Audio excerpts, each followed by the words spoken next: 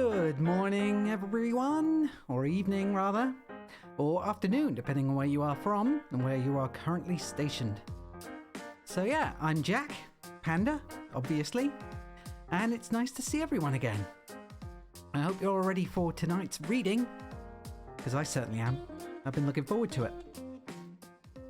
Very much so, because now we've finished the first two books of Red Dwarf, and we're on to what is technically one of the two third books, in that there are two different books with two different storylines written by two different authors, which technically take place after the second book.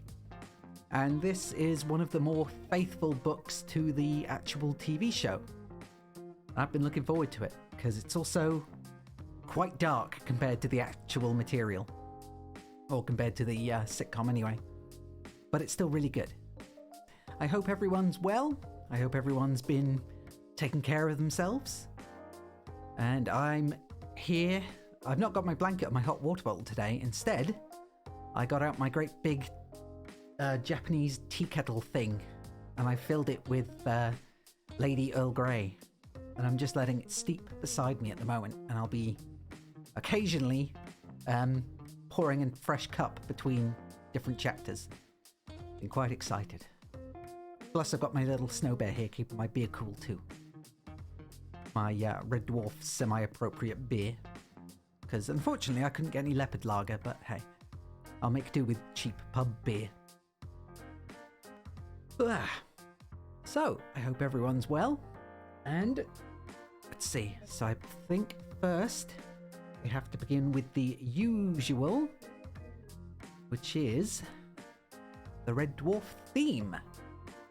And I always like listening to this because it brings back a lot of memories.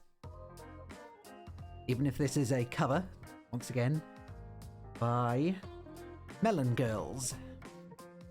Well, I'm not sure if it's one person or two people, but regardless. I'm gonna turn this off for a moment. And here we go.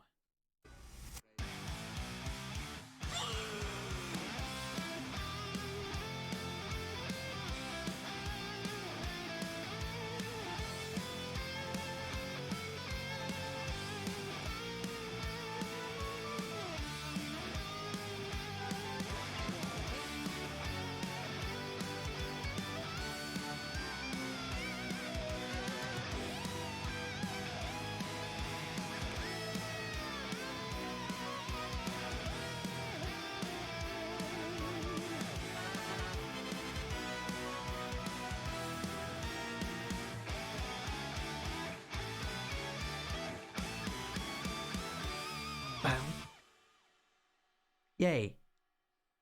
It's still my favourite theme tune of all time. Okay, and that's probably the most energetic that this whole stream gets for at least for the beginning of the stream until the actual reading starts. But that's also the loudest, I think, part of the stream whenever I do a reading. Anyway, I've also got some, instead of listening to the same jazz thing over and over again, I decided to go with some lo-fi beats instead. Yeah, he has to tag along. He's keeping my beer cool. So we're just gonna have some low background beats.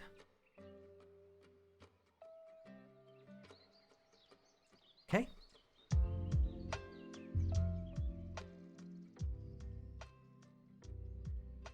I think that's okay. It seems like a good reading background to me.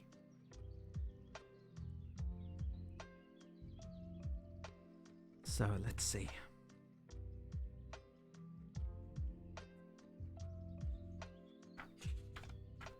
And yes, this is a paperback book because they do not actually have an ebook version of this that I could find in high enough quality.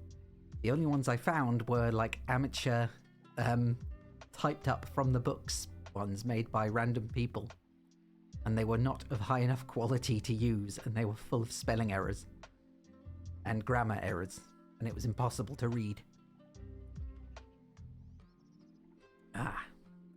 How you doing, Smooth? think it's just us for now, so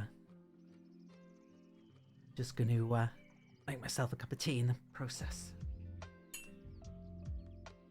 Because like I said, I have my little Japanese teapot here with me. Working on dinner on and off. What are you making?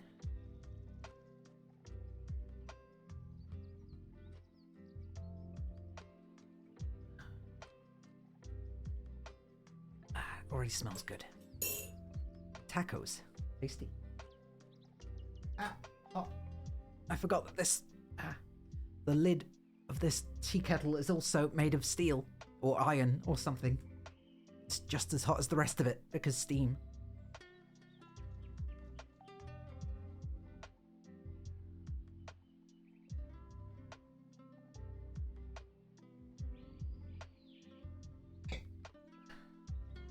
There we go.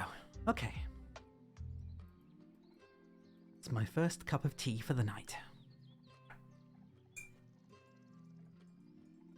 Just hoping it's as good as I remember. Yes, tea ASMR. Clanking of a spoon against a coffee mug. Because I don't have any proper teacups.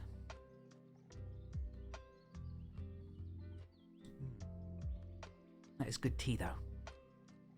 Good fresh loose leaf tea. So technically not fresh as they would have been dried, but nevertheless. It's not tea bags, which is the important part. Okay, so. Starting with the prologue. Every good boy.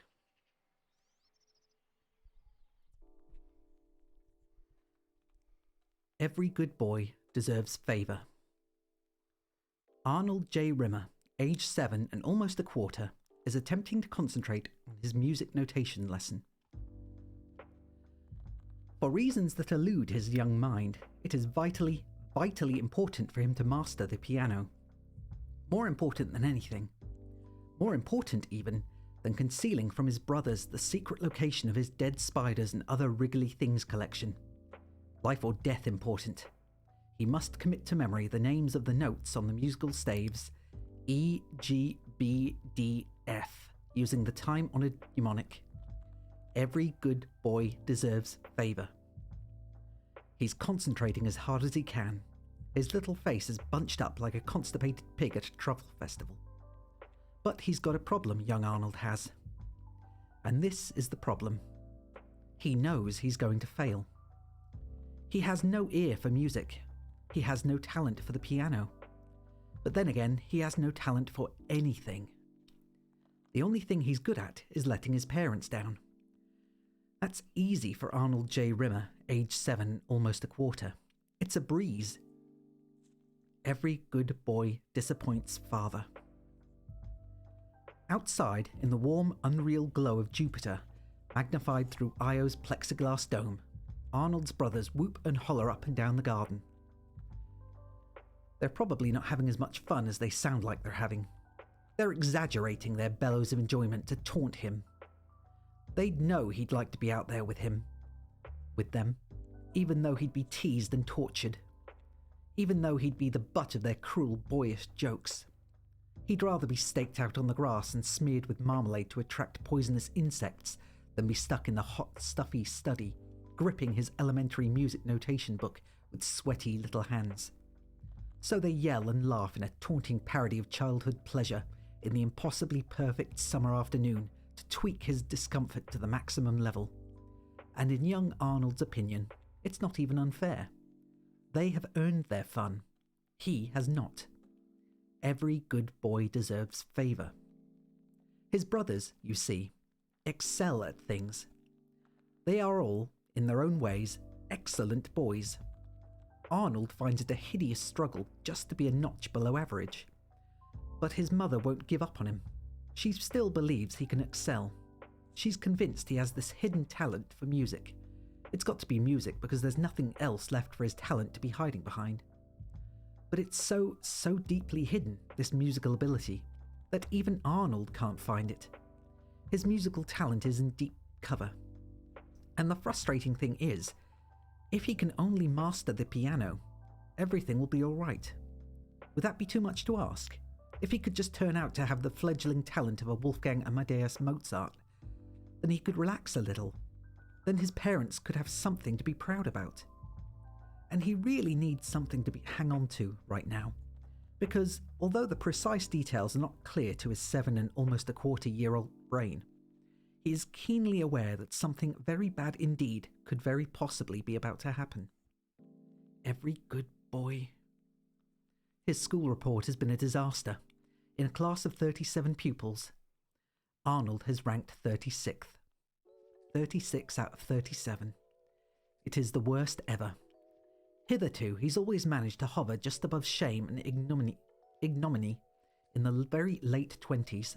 But this term, they've started remedial teaching for the slow pupils, and young Arnold has been overtaken by the spazzies, dernoids, and thickies. Even Thrasher Beswick, who spends fully 7 hours of school every day attempting to learn how to masturbate through a hole in his pocket, has exceeded him in scholastic achievement. Arnold J. Rimmer is now the second worst pupil in his class. He outranks only Dennis Filbert, who smells of bread and margarine, sports a plaster over one lens of his spectacles, and has a behavioural problem which results in his turning blue and losing consciousness if anyone tries to speak to him. Next term, Dennis Filbert would be in a special school, and Arnold will be bottom of the class, 36th out of 36. Of course, he has tried to conceal the extent of his failure from his parents by altering the figures to make them appear he'd come 36th out of 87. He might have succeeded too if he hadn't used yellow crayon. His father had punished him excessively cruelly. All the horrors Arnold had imagined on that long walk home from school on that last day of term, beyond tears clutching the damning document with its crude counterfeiting, had not prepared him for his actual punishment. This was his punishment. Nothing. His father had done nothing. Nothing at all. He had read the report over the supper table and said absolutely doodly zip. And he has said zippily squat since. Young Arnold has committed an offence beyond punishment, literally unspeakable.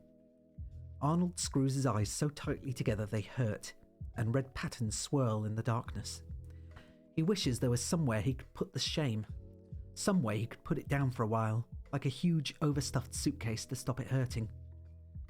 When he opens his eyes, his mother is standing over him. She is holding a letter.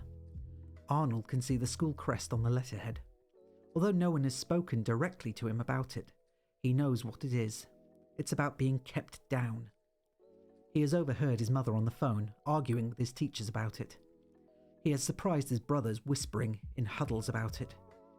Being kept down is something that happens only to the creme de la creme of thickies, to the thickest of the thick, the spazziest of the spazzes. It means you stay in Junior C, while the rest of the class moves up to Junior B. And for the rest of your school life, in perpetuity, forever, you will be 1 year older than your classmates, who are all aware that you have been kept down because you are not just any old dernoid, but you are the derniest of all dernoids who ever dared to dern. His mother has pleaded with the teachers to spare him this shame. This letter in his mother's cold hands contains their final decision. And with a prescience surprising in a boy his age, Arnold is aware that its contents will affect his life forever. Every good boy deserves failure.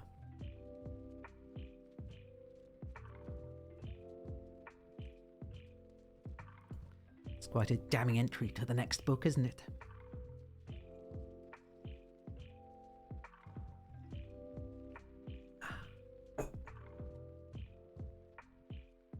So far, the action of this novel follows on directly from Better Than Life. Following a time dilation accident, Dave Lister becomes an old man and dies. His crewmates plant his body on a version of Earth where time is running backwards and he returns to life. They arrange to meet him 36 years later by the souvenir shop at Niagara Falls. Part 1. Reverse Universe. We cannot choose what we are, yet what are we but the sum of our choices? What? What are you laughing at? What's so funny, Smooth?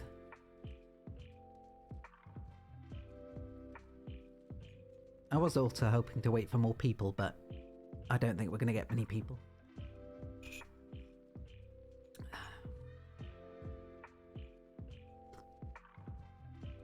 Because it's a bit of an odd time to be doing a night reading stream.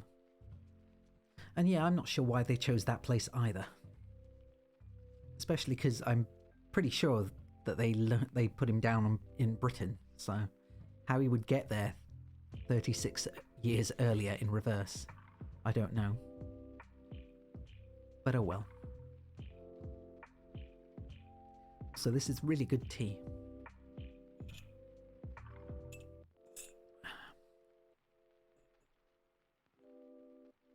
Chapter 1. Rimmer tried to smile charmingly, which was always a mistake for him. He had a vulture's smile, perhaps because he practiced it so little, and it always provoked the opposite reaction from the one he intended. "Excuse me, miss," he tried to say, but it came out mangled, as if he were sucking in Bulgarian words rather than enunciating English ones. Crichton had reprogrammed his speech units against Rimmer's better judgment, and he had absolutely no confidence that anyone would understand him ever again. The girl behind the souvenir shop counter looked at him curiously and shook her head. "No, I'm sorry," she said. "I haven't seen anyone of that description." Rimmer screwed up his features so his face resembled a paper bag full of paper bags. What was this silly girl babbling about? He tried again. "I'm looking for a short, ugly man covered in grime with unspeakable personal hygiene and a body odour problem that could wilt a giant redwood." He offered a dog-eared photograph of Lister. The girl glanced down at the snapshot and then looked up at him and smiled. "Good morning, sir. How can I help you?" She smiled again and then focused her attention elsewhere. Rimmer watched her for a while his frustration mounting.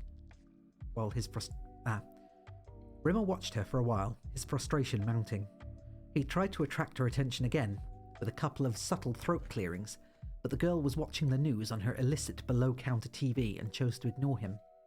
The news was momentous. Suddenly and inexplicably and without any warning whatsoever, all the disparate warring nations of Eastern Europe had put down their weapons and formed a giant conglomerate of a country called the Soviet Union. The people of East Germany, as it was now to be called, were joyously erecting a huge and ugly wall with stones culled from every corner of the earth, which would keep them in and keep everyone else out. There was a genuine street party feel as they went about their business. A secret police service with almost unlimited powers was being formed to enforce the exciting new system of communism, which hitherto had only been half-heartedly attempted in China and to a lesser degree in Cuba. The world was changing, monumentally changing. And this weirdo tourist with a metallic H branded to his forehead was coughing for her attention with all the subtle aplomb of a chain smoker waking up in the morning, unable to locate his lighter. Well, frankly, he could wait. Finally, Rimmer gave up. He glanced quickly over his shoulder, took a deep breath, and manoeuvred his way through the crowd of milling tourists, trying to look as nonchalant as it's possible to look when you're walking backwards. He rounded the corner. Thankfully, the corridor was deserted. He turned and walked forwards past the lavatories and stopped outside an unmarked door. "It's all right," he said to the door. "Coast clear." There was the sound of a bolt sliding, and the door cracked open. Crichton looked up and down the corridor conspiratorially, ushered Rimmer quickly into the cleaner's closet, and closed the door. "Any luck?" Rimmer shook his head. "Not a bean." Crichton checked his internal chronometer. 9:30, almost 25 past. In less than half an hour, the Niagara Falls souvenir shops would probably start on opening up to tourists for the morning. He clucked nervously. "He must be here somewhere. You can't have looked properly." Rimmer's nostrils contracted imperiously. "I did the best I could given I was walking backwards everywhere, and I don't have eyes in my buttocks. He could be anywhere around here." "No, we arranged to meet him at the souvenir shop." Yes, at noon. We're over 2 hours late. Rimmer looked away, confused. Or 2 hours early, whichever. And there's half a dozen souvenir shops scattered all over the place. I vote we start looking. It's our best shot. Crichton squirmed. I can't go out there, sir. I'd attract too much attention. Rimmer studied the mechanoid's plastic features and tried to imagine he was looking at them for the first time. It was true Crichton couldn't pass as a human before even the skimpiest scrutiny. He looked as if someone had dealt his head 7 or 8 vicious blows with a butter paddle, leaving flat surfaces and sharp edges where a normal face would curve. You'll be fine, Rimmer lied. We'll invent some sort of cover story. Like what? I don't know. We'll say you took your car to the crusher and forgot to get out. No, sneak, what? The cat chipped in. He looked from Crichton to Rimmer and back again with a mixture of exasperation and confusion. Rimmer closed his eyes and muttered a weary imprecation. This was insane. Here he was, a hologram incapable of touching anything, stuck in a cleaning closet beside Niagara Falls on a bizarre manifestation of the planet Earth, where time was running in reverse, with the cat, who could barely understand a word anyone said when they were speaking forwards, and a mechanical man who looked like Herman Munster's stunt double. Thank you. Tried to practice. What had he done in previous lives to warrant the karma of belonging to this dream team from hell's own sulfur pit? We've got to get out of here, he hissed with considerable passion. All right, Crichton conceded. Perhaps we can pick up some kind of disguise for me. Good plan, Rimmer smiled humorlessly. Maybe we can squeeze you into a body-length boob tube and tell everyone you're a giant rubber-tipped pencil. Crichton whispered the plan to the cat in forward speak, which was, of course, now backwards for Rimmer. It gave him a headache just thinking about it. On a nod from the cat, Crichton pulled back the bolt, opened the door, and peered along the corridor. Satisfied, he signalled for them to exit. Crichton hunched as close to the wall as possible, with Rimmer on the outside and Cat to the front. They tried, unconvincingly, to look like a group of casual tourists. The souvenir stall in the mall was deserted now. From behind a door at the back of the shop there was a strange suction sound. At first, Crichton assumed it was the shopgirl hoovering, until he realised that, given the vagaries of this reverse universe, a vacuum cleaner would make a blowing sound as it distributed filth around the floor. He guessed the sound was coffee unpercolating. That was good. The girl would probably be away a few minutes emptying the percolator and spooning the coffee grounds into the container. He peered behind the counter, searching for something he might use as a disguise, while Rimmer and the cat kept a lookout for Lister. The only remotely useful thing Crichton found there was the shop assistant's makeup bag. He toyed with the idea of painting himself a fake mustache with a mascara brush, but realised after a few seconds of contemplation that the laws of this reality would not permit him to adopt even this meagre and, let's face it, useless disguise. Given that time was now committed to flowing upstream, the purpose of the mascara brush would be to remove makeup, not apply it. He rubbed his temples with his cubed fingertips. This whole expedition was turning out to be more difficult than he'd imagined. Then, something very bad caught his attention. On a shelf below the counter, a miniature TV was blaring its backwards babble through a dangling earpiece. A quiz show where contestants competed to give money to the host was interrupted by a news flash. Behind the newsreader, there was a police photo fit of the cat. He looked up, alarmed. The cat was standing in the souvenir shop window, staring out at the thinning crowd. Crichton glanced back at the screen. To his horror, the cat's image was replaced by a still of Lister. He strained to hear what the newscaster was saying, but only managed to make out a single word. The news flash disappeared, and the quiz show returned. The word Crichton had been able to make out was murder.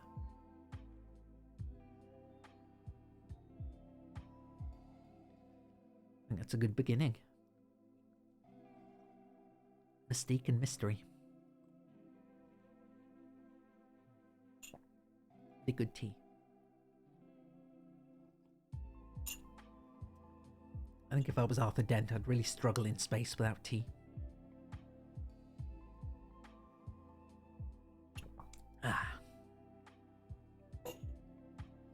second while I pour another cup.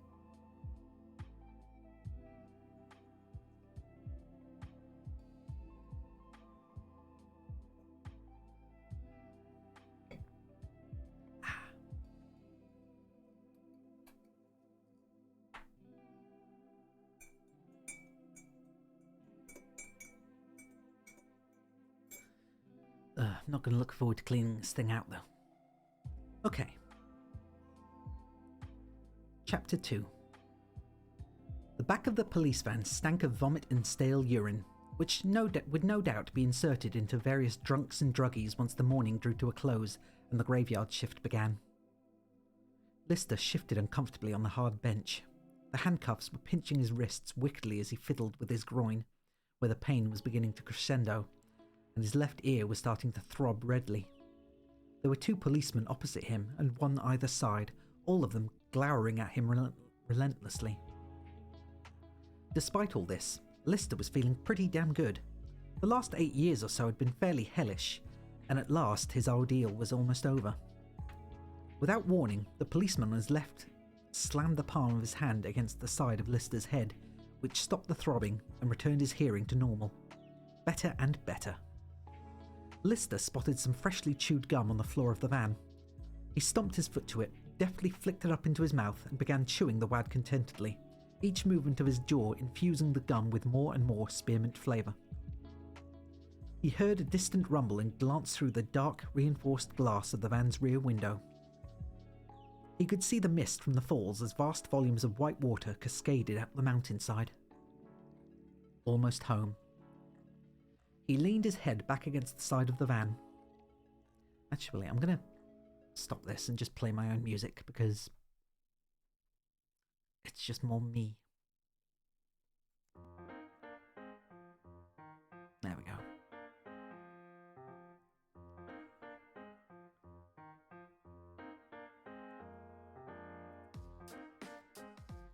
Almost home. He'd leaned his head back against the side of the van. With good luck and a following wind,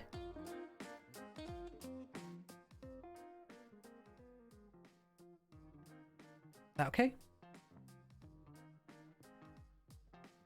It's on a different slider to the lo-fi, so okay. Almost home. He leaned his head back against the side of the van.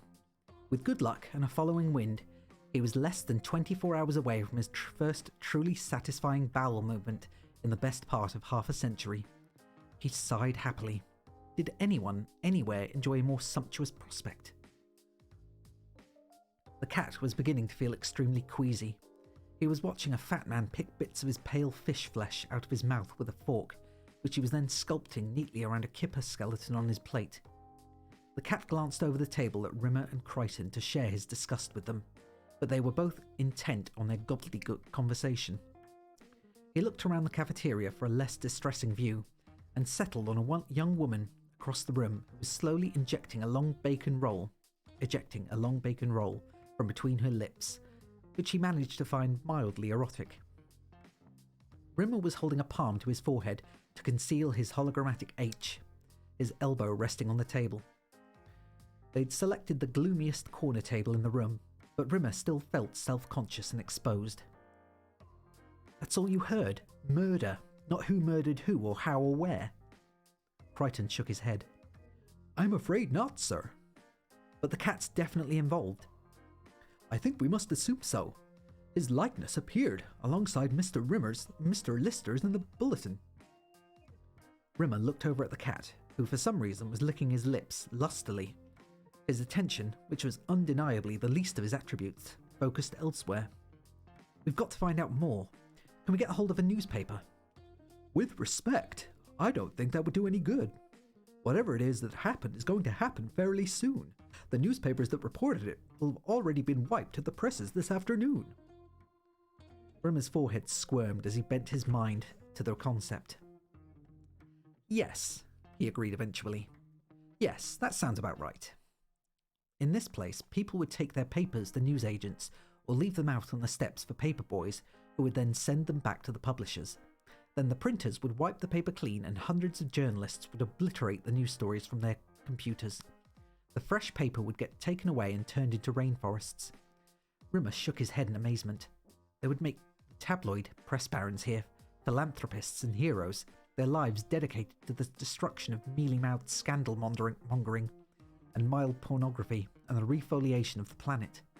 Whereas someone like, say, St. Francis of Assisi would be hated and reviled. In this universe, he'd be the petty-minded little sadist who went around maiming small animals. A waiter came up to their table and sat down a dirty cup, a quarter filled with cold, stale coffee. "Just doing my job, friend," he lisped indignantly, and then he took out a grimy, damp cloth and used it to spread tiny bits of food debris and cigarette ash all over the table's surface. "Oi!" Rimmer protested. "What the smeg are you doing?" The waiter smiled and said "Good morning" brightly and minced off backwards. "The cat said. "What is he babbling about?" "This place is too disgusting," Crichton translated. "We've got to get out of here." Seconded, thirded, and motion carry. Rimmer stood. "If we go now, we can make it back to the bug before morningfall, or whatever the hell it is that happens here." "We can't go without Mr. Lister." "Why not? We kept our appointment in good faith. If he can't be bothered..." "You don't understand, sir. This place is lethal to him.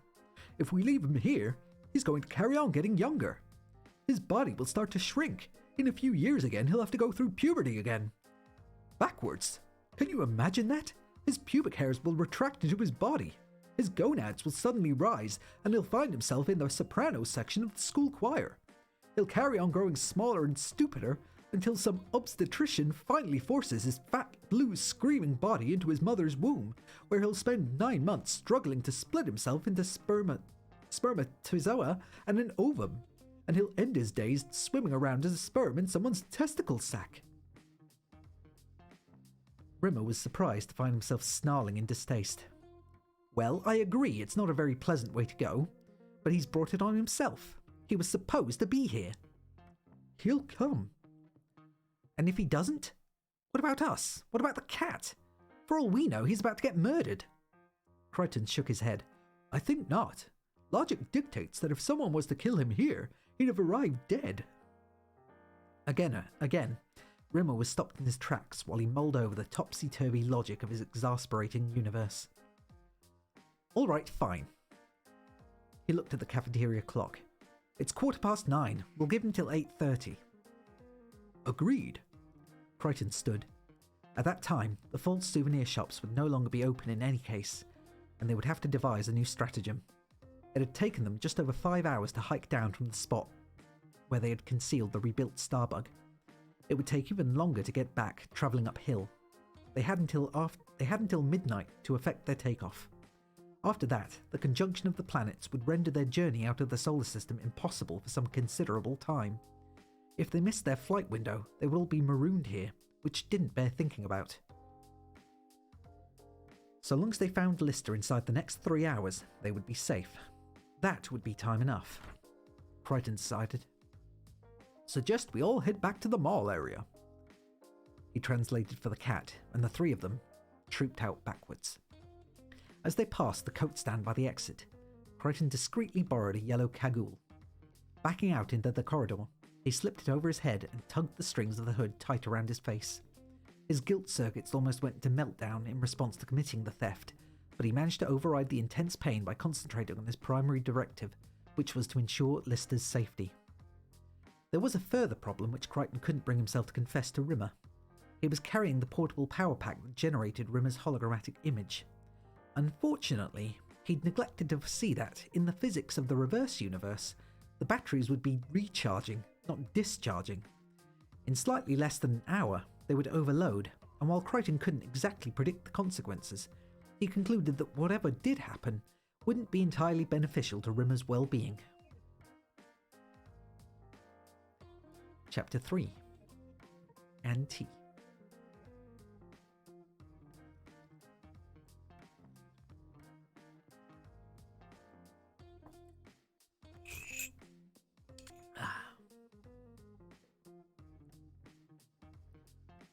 There was clearly something about to be seriously amiss in the mall outside the souvenir shop. The shop itself was closed and shuttered now. Outside it, small bands of early morning sightseers were all starting off in the same direction, towards a car park entrance, mostly in animated conversation. A couple of security guards were busily distributing litter liberally around the floor and upsetting bins, presumably in preparation for some fracas which was about to ensue. The cat, Crichton and Rimmer retreated round a corner to watch from a safe distance. As the seconds ticked by, the hubbub from all the thronging tourists grew in volume, until they were all jabbering and gesticulating excitedly. Suddenly, the double glass doors burst open and Lister came in. He was facing forwards, away from the doors, his feet out in front of him, heels dragging from the floor. He looked dazed, barely conscious. He was being propelled along by two uniformed policemen facing the opposite direction, their arms linking his. A phalanx of half a dozen further off police officers brought up the rear. The two policemen holding Lister stopped, twisting him over and laid him roughly on the floor. The rest of the men spread out and surrounded him. Lister started moaning and writhing, clutching his crotch. One of the officers, who was sporting an incipient black eye, went up to him, and suddenly Lister screamed. Crichton's view was partially obscured by the officer's back, but from the movement of his shoulders and leg, it was fairly obvious that he had delivered a savage kick to Lister's groin area. The cat and Rimmer winced with the brutal sound of the impact. Lister seemed to recover instantly. He leapt to his feet acrobatically and nutted a truncheon in one of the policemen had swung at him. He danced towards the groin kicker and delivered a neat jab to his face. The officer staggered back, the bruising around his eye gone. Two policemen, the truncheon swinger and the groin kicker, began circling Lister menacingly. The rest of them began to leave, taking off backwards at alarming speed. A couple of them disappeared down corridors, barking into walkie-talkies. The other four dashed out backwards through the car park doors and climbed into the van, which screeched off, its siren blaring. Lister maintained a boxing stance as the two remaining cops tried to outflank him. Words were exchanged, but Crichton was too far away to make out what was being said. It sounded as if the policemen were trying to calm Lister down, to which he was responding with taunts and abuse. Then, as abruptly as it began, it was over. The two policemen suddenly began panting and backed off slowly, at first, and menacingly, and then they picked up the pace. They skidded past the bins the security guards had toppled, knocking them upright. The litter leapt back spectacularly into the baskets. Then the cops ran backwards down opposite corridors, with the groin kicker shouting into the collar microphone as police radio, and they were gone. For a moment, Lister stood there, breathless, and then wheeled around, performed a reverse skid worthy of Fred Astaire, and charged off backwards in pursuit of the groin-kicking cop. Then the early morning tourists turned away and went about their business, and the plaza was calm and peaceful, as if nothing at all had happened. "Well," Rimmer said, "that's our Listy all right. Discreet, isn't he? The last 30-odd years seem to have mellowed him out completely." Crichton chewed the plastic of his lower lip. "The question is, how do we go about catching up with him?" "We don't," Rimmer trilled without hesitating. "He's got an entire SWAT team at his back. We're out of here, matey." "No, think about it. There's only one policeman chasing him now, or rather, he's running after just one policeman. My guess is he's leading that policeman towards where we're going to be in order to divert him away from us, as it were. If that's going to be the case, our problem is getting to the place where the policeman would be going to spot us if Mr. Lister didn't draw his attention. Does that make sense to you?" "Not even slightly." "I believe the corridor he ran down leads to the walkway. We need to find another way to get there." Crichton nodded across the mall. "If I'm correct, that door leads onto some kind of maintenance passage, by which we can achieve the same destination." Before Rimmer could protest, Crichton and the cat started reversing across the mall. Rimmer sighed heftily through his nose, turned around and backed out after them. The access door was unlocked. Rimmer and the cat slipped through it quickly, and then Crichton backed inside, glanced around briefly to check that no one had spotted them, and closed the door behind them. The passage was damp and gloomy, but Rimmer found his eyes adjusted to the dark immediately. He looked around. The cat was beside him, but Crichton was hesitating around the door. Rimmer hissed. "Come on!" "A moment, sir." Crichton scoured the floor. "Ah, yes," he said, and stooped to pick up a broken padlock. Rimmer hissed again. "What are you doing?" "I thought it unlikely this door would not be locked." Crichton slipped the padlock through the metal loop on the door and squeezed it. The snapped edges of the padlock fused together. "There," he said, and then turned to the passage, and they headed off past the sweating walls and pulsing generators towards the fall's growling roar. As they got deeper into the passage, the fall's rumble intensified to deafening proportions. Worse, Rimmer was horrified to discover he was finding it more and more difficult to see. After a few minutes, he was almost blind. "What the smeg is happening?" he screamed against the liquid thunder. "Don't panic, sirs, almost there," Crichton chirped. He grabbed hold of the rails of a metal access ladder and climbed up the hatch which led to the walkway. Gingerly, he prodded the hatch open a crack and looked out. It was now just before 9 o'clock and the walkway was deserted. As Crichton watched, a policeman came running back towards them. As he swept past the hatch, Crichton recognised him as the groin kicker from the mall. Then Lister came into view, chasing the policeman backwards. The cop stopped at the far end of the walkway, yelled into his lapel microphone, and stood for a moment looking at Lister. Lister skidded to a stop by the access hatch and did a double take at the policeman, who performed his own double take and then disappeared around the bend, and for the first time, Lister directed his attention towards the hatch. His eyes locked with Crichton's and he beamed a grin of such intensity the mechanoid thought his circuits might melt in the glow of it. "All right," he said backwards in his familiar Scouse twang. "You can come out now." Crichton flopped open the hatch and clambered out. "Oh, sir," Crichton crooned, "I can't tell you how delightful it is." "Save it," Lister cut in abruptly. "There'll be plenty of time for that earlier. The cop's still going to be chasing us for a while yet." The cat grinned, climbing through the hatchway. Lister turned to Crichton. "What's he say?" "I believe he said, 'Hey, buddy, how's it hanging?'" Crichton offered. "Smeg, are you telling me you can't understand backtalk? Great, outstanding. That's going to be a big help." "I can translate for him, sir." Lister shook his head. "No good. We're going to be split up pretty soon." Rimmer's head appeared through the hatchway. "Split up? We've only just found you." Lister's grin broadened. "Rimmer, I never thought I'd be able to say I'm glad to see you," he said, "and I'm still right." Rimmer batted away the insult with a look of superior disdain. "What's all this talk about splitting up?" He climbed up onto the walkway. "I'll explain on the way." Lister glanced at his watch. "We'd better get moving," he said, and broke into a brisk backwards trot in the direction the cop had gone. Crichton, Rimmer and the cat looked at one another, performed a simultaneous shrug, and trotted backwards after him. Crichton upped his pace and drew level with Lister. "Begging your pardon, sir, but are you absolutely convinced of the need for us to divide our resources?" "We've got no choice, Crichton, mate. It's me and the cat the feds are looking for. No one ever mentioned spotting you or Rimmer. It's not a question of what we decide to do. Somewhere along the way we get separated." Rimmer jogged up beside them. "Excuse me," he panted, "but can someone please explain the plan to me here? As far as I can make out, we appear to be in pursuit of an extremely brutal policeman with a penchant for drop-kicking people's gonads." "Actually, Rimmer, he's chasing us." "Well, call me a sow-sucker and spin me on a stick, but wouldn't it be infinitely more prudent for us to take off in the opposite direction?" Lister shook his head. "That's not how things work around here. I know it's hard to wrap your head around it, but things don't happen here, they unhappen.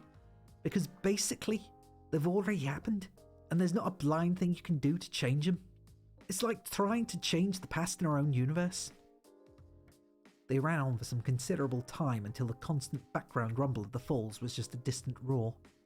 Suddenly, for no good reason anyone could see, Lister leapt over a roadside barrier onto a dangerously wet, narrow ridge of rock, which swept up a narrow mountain track.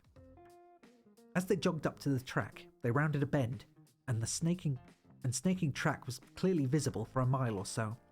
The policeman was not on it. Lister stopped running and rested against a tree trunk. breathless.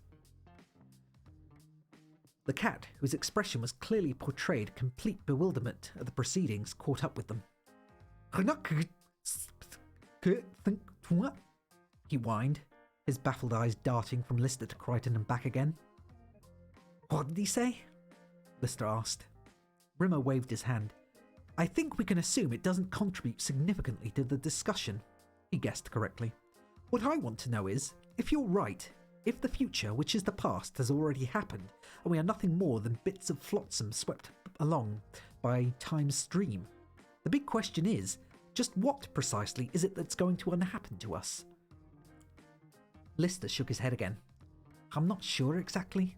The people here, the natives of this universe, they have a sort of backwards memory. They only remember the future. As soon as you get introduced to someone, they instantly forget you. I don't know why, but it doesn't work like that for me. Maybe it's because I don't really belong here. Lister paused and looked away across the valley to the distant peaks. Don't really belong here. There was no way of conveying the wretchedness, the fundamental loneliness those few small words contained. He'd spent the best part of a lifetime as a stranger in a very strange land. For most of that time, more than a quarter of a century, he'd had Chrissy, at least, to keep him company. But she'd been like the rest of them, remembering only the future. Somehow his wife had belonged to this place in a way he never could. You must have some idea where all this is leading, Rimmer insisted. I mean, you're the one who's leading this merry jig. Lister sighed. All I know is we have to keep on following the cops until he stops chasing us. Rimmer scanned the deserted track before them. And where is he then? Only one place he can be? Lister leaned over the edge of the mountain. Sure enough, the policeman was gingerly picking his way down towards the valley below. Lister leaned back. He was becoming increasingly breathless. Well, now we know where he's going. Over the side, Rimmer squeaked. You can't be serious. He peeked over. It's about a mile straight down. It's completely safe, Rimmer, Lister panted. We can't possibly get hurt. We're not actually climbing down, we're unclimbing up. We've already arrived safely, see? Come on. And he turned to lower himself over the side. Rimmer folded his arms. Not in a month of Plutonian Sundays. Sir, Crichton implored, we have to go after him. Believe me, I'd love to join this little expedition, only I suffer from a terrible mental affliction known as sanity. Lister glanced over his shoulder. Directly beneath them, a dirt road cut a thin grey trail across the rocky valley floor. There was a battered old pickup truck parked there, its doors akimbo. Behind that, a police car was skewered across the trail. He stepped back onto the mountain track. Maybe you're right. Maybe this is where we should split up. Crichton, you and Rimmer carry on across the track. See over there? He nodded across the valley. Where the valley road heads down from the mountain? Crichton nodded. I'll pick you up there. How quickly can you make it? Crichton tilted his head and made some swift calculations. Personally, double-time jog mode, I could make it in 22 minutes and 9 seconds. But Mr. Rimmer... Carry him, Lister said. Beg pardon, sir? Switch off his light bee and pop him in your pocket. Now, just a minute. Rimmer stepped forward. Lister's breathing was getting more and more laboured, and now the cat was panting heavily too. No time, Lister gasped. To argue. Just do it. Crichton flipped a switch marked standby on the remote pack, freezing Rimmer in mid-protest. His image wavered and then flicked off, and his light bee plopped neatly into Crichton's outstretched palm. Crichton dropped the tiny gizmo into the pocket of his cagoule. It's probably for the best. His batteries need conserving. Lister nodded, his voice now a little more than a rasping whisper. Find some sort of cover, some bushes, whatever, and hide till we get there. He swallowed and looked down at the mountain. The policeman was about halfway up. I'll go first. Lister turned around and formed his lips into a circle and sucked noisily. A great wad of sputum suddenly leapt off one of the rocks by his feet and shot neatly into his mouth. Tell the cat to wait until the police car's gone before he sets off. Understood. Lister backed up to the edge of the mountain again. His heart was thumping so madly in his chest it felt like it was going to burst through his shirt. and race off down the track, gibbering insanely. He wiped the thin skein of sweat from his forehead and held out his hand. Crichton hesitated for a second, then stepped up and grabbed it. He gently lowered Lister over the side. It was slower going than Lister had imagined, but his fingertips hurt less with every foot of progress, and his heart rate began to subside. After the first 50 yards or so, he spared a look down. The cop was alarmingly close. For some reason, he seemed to be gaining on Lister. How could that be happening? He looked back up again and tried to concentrate on the descent, but his heart started thumping again and the blood began to roar in his ears. He clambered down another few feet, but was hit by an inexplicable dizziness. He was hyperventilating again. He was afraid he was going to lose consciousness. There was a sturdy branch jutting out about shoulder height, and he grabbed it. He dangled his right leg down, but couldn't find a foothold. He scrabbled around with the leg, trying to find some purchase. Then, slowly, exasperatingly, his left leg started skidding down the rock face. He tried to lift it back up, but it wouldn't go. Suddenly, he was dangling from the branch. There was nothing between him and the ground but clean Canadian air. He fought the throbbing in his head and forced himself to look down. The cop seemed even closer now. He looked up at Lister, grinning. A cloud of dust and small rocks rose up in between them and started tumbling up the mountainside towards Lister. The branch was hanging from bent ominously. The branch he was hanging from bent ominously. Then Lister was holding on to nothing at all.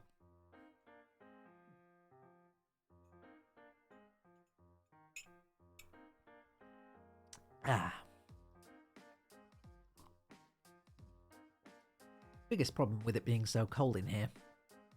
The moment I pour a cup of tea, even if the teapot itself is still hot because it's basically made of iron, the tea in the teacup goes cold very quickly. But I hope everyone's good. And I hope whatever you're doing, whether it's watching on YouTube or watching on Twitch afterwards or just listening now, I hope you're all good. And I hope you're enjoying it as much as I am. It is cozy as heck, I agree.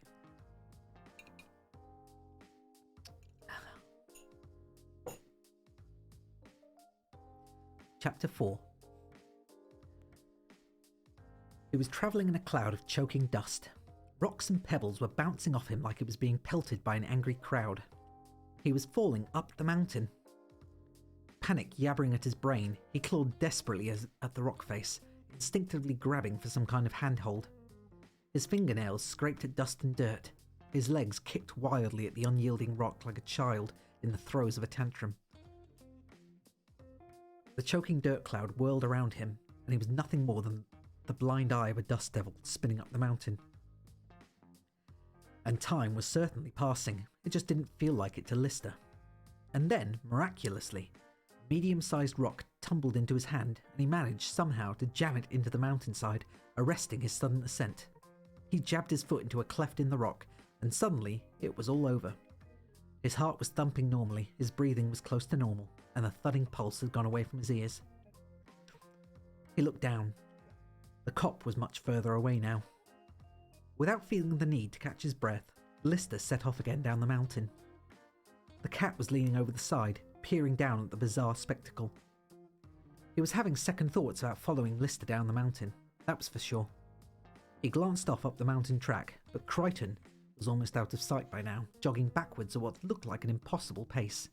The cat prided himself on being fairly fleet-footed, but he couldn't have kept up with the yellow keggled robot even at maximum pace. He stood up and stretched, and then stiffened. He had a strange feeling in his stomach. It wasn't a pain exactly, more like a queasy sort of void. He looked over the track and decided he'd better head behind the bushes. Maybe a quick toilet stop would make him feel more like mountaineering. He'd just got comfortable when something unspeakable happened. There was a strange rustling in the ground he was crouching over. His eyes widened to maximum as some warm, slimy thing began to force his buttocks slowly apart. Lister heard his scream halfway down the mountain. He looked up and then down at the cop, who seemed oblivious. The cop was almost at the bottom now, just scrabbling down the last few yards of loose rock at the foot of the mountain. When he hit the ground, he stopped, looked up at Lister, and then ran backwards to the police car. He picked up the radio that was dangling from the door and shouted into it. Then he climbed into the car, started up the siren, and screeched off along the narrow dirt track. Lister kept on down the mountain until the police car had reversed up the valley track and swept out of sight. He looked up. The cat was peeking over the ridge at the top. Lister signalled for him to come down, and the cat turned around and started lowering his lithe body down the mountainside with astonishing nimbleness. Lister sighed. So far, he'd got it right. Fairly soon, he'd found out the answer to a lot of questions that had been plaguing him for so long. The most important of those questions was whether or not he'd actually committed the crime that put him in prison for the last 8 years. I want to know the answer to that too.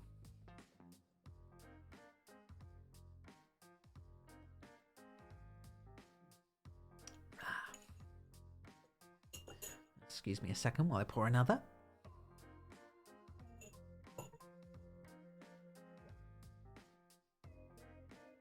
This is a very, very, very heavy teapot.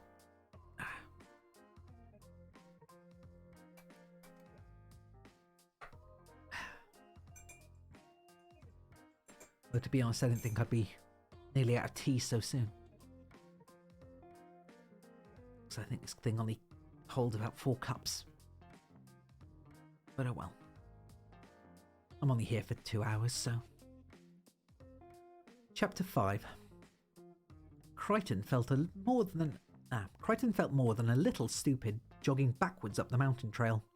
He could probably have made better time jogging forwards, but he would have felt self-conscious flouting the conventions of the world, and was unwilling to risk drawing attention to himself unnecessarily. Not that a mechanical man thundering along a dirt track at 42 miles an hour in a bright yellow plastic anorak could be squeezed into the category of commonplace sights, but Crichton was determined not to miss his rendezvous with Lister, so setting a more discreet speed or adopting a route which afforded more cover was out of the question. When in Emor, Crichton said, do as the Snaymore. I didn't get that originally, and now I do. It's much funnier. To me. Despite his forced haste, Crichton found he was sufficiently relaxed to enjoy something of a spectacular scenery. This was the first time he had ever actually visited Earth. Even the most sophisticated multimedia travel guide was hopelessly inadequate at conveying the impression of truly being there.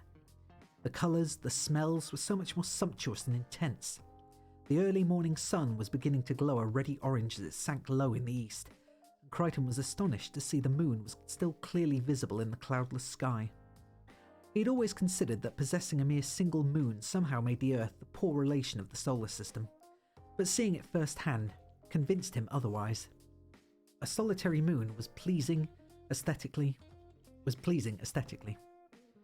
Nicely understated, not too showy. He jogged round a bend and stopped to take in his bearings. This was roughly the place designated for the rendezvous. He looked around and spotted the dirt road that led down into the valley. Fresh, deep tyre marks were cut into the road beside a shallow ditch, which was thickly strewn with loose foliage. With a start, Crichton registered a police siren, pooing up toward him. He dived into the ditch and tugged the ferns and branches around him, just as the police car leapt over the brow and reversed past him, sucking with it thick plumes of dust. Crichton lay there until the siren faded and the engine sounds died away. Then he lay there a little longer. Then he began to wonder what in heaven's name he was lying there for. The police car was out of sight, and since he hadn't seen anyone to jog up the footpath, it followed that no one was going to spot him and give chase. He rolled out of the ditch and crept to the brow of the mountain.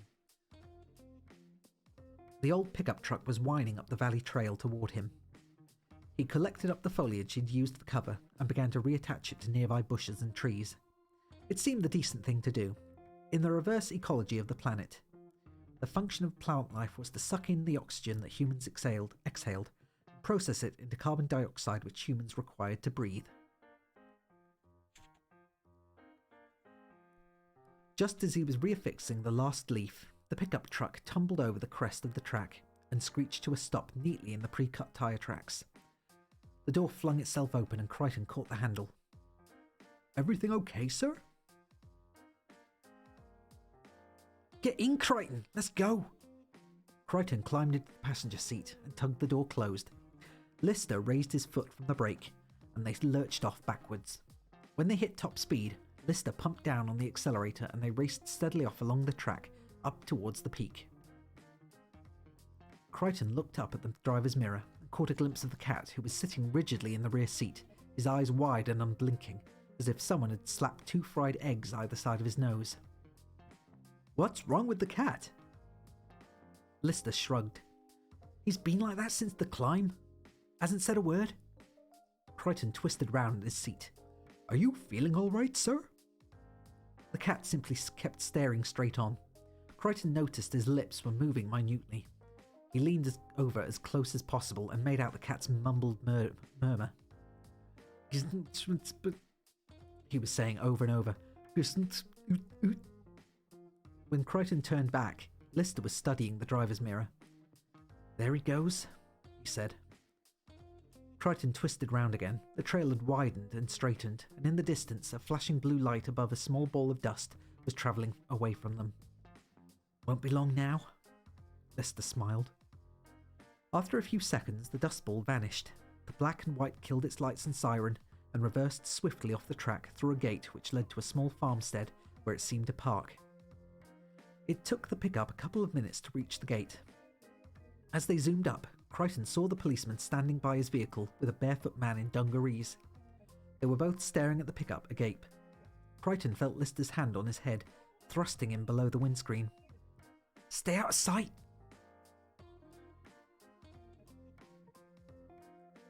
Lister hissed.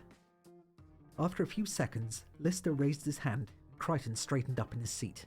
The road was clear. "That's it then, sir," he beamed. "The policeman is no longer in pursuit." "That's right," Lister agreed, but his expression was harsh. "And round about now is when someone goes and gets themselves killed." "I'm gonna get swole." "How am I gonna get swole?" Lifting the heavy teacup.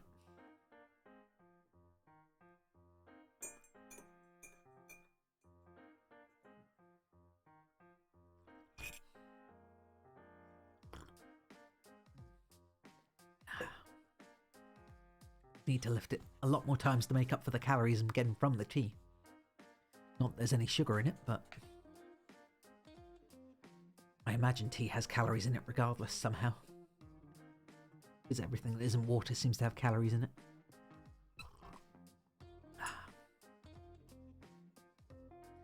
Chapter 6.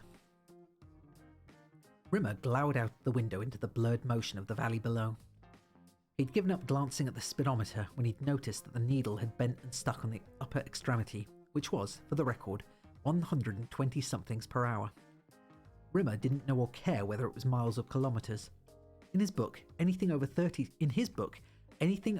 somethings per hour travelling backwards on a winding mountain road was sheer insanity. Lister must have caught his expression in the mirror, because he grinned and said, "Feeling better now, Arn?" Rimmer leaned over the catatonic cat and yelled above the engine's whine into the driver's ear. "Lister, as you are well aware, I am no stranger to travelling at light speed. However, I am more than a little uncomfortable attempting it in a clapped-out old shooting brake on a narrow dirt track up a mountain in reverse." "Look." Lister turned and smiled at him. "Don't look at me!" Rimmer screamed. "Keep your eyes on the road, or the mirror, or whatever the smeg your eyes are supposed to be kept on." Lister's grin broadened. "You still can't wrap your head around it, can you? It's physically impossible for us to crash on this car trip. On this trip." "So you say. All the same, I'd feel slightly more comfortable if we weren't actually overtaking radio waves." Rimmer leaned back and closed his eyes. He might as well have been urging a crippled, blind, deaf mute to be dancing to La Bamba. He was beginning to wish they hadn't turned him back on. Crichton had rigged his portable power pack to the old pickup's dynamo. and they'd revived him in order to help his batteries wind down, which seemed to Rimmer as insane as everything else in this lunatic world. Still, they were heading towards Starbug. This nightmare was almost over. Soon enough, they'd be in a universe where time flowed smoothly in the proper direction and things made sense. A universe where Santa Claus was a good person, not some evil old bastard who sneaked down chimneys once a year to steal all the children's favourite toys. Rimmer was as close as it was possible to get to a state of relaxation under the circumstances when Lister inexplicably jammed his foot on the brake and wrenched the steering wheel left. The cab tilted so only half the truck was actually on the road as they sped round a bend. Suddenly, they were reversing past an almost stationary tractor, which blared its horn angrily as they zipped by at a cartoon angle of 45 degrees. Lister slewed the car back into a horizontal position, and the wheels kissed the dust of the mountain track. "Hey, Logie, how you doing?" "Welcome in." "Just in time, more or less. Well, I'm here for another hour anyway." "You okay?" Excuse the slurping. Got tea.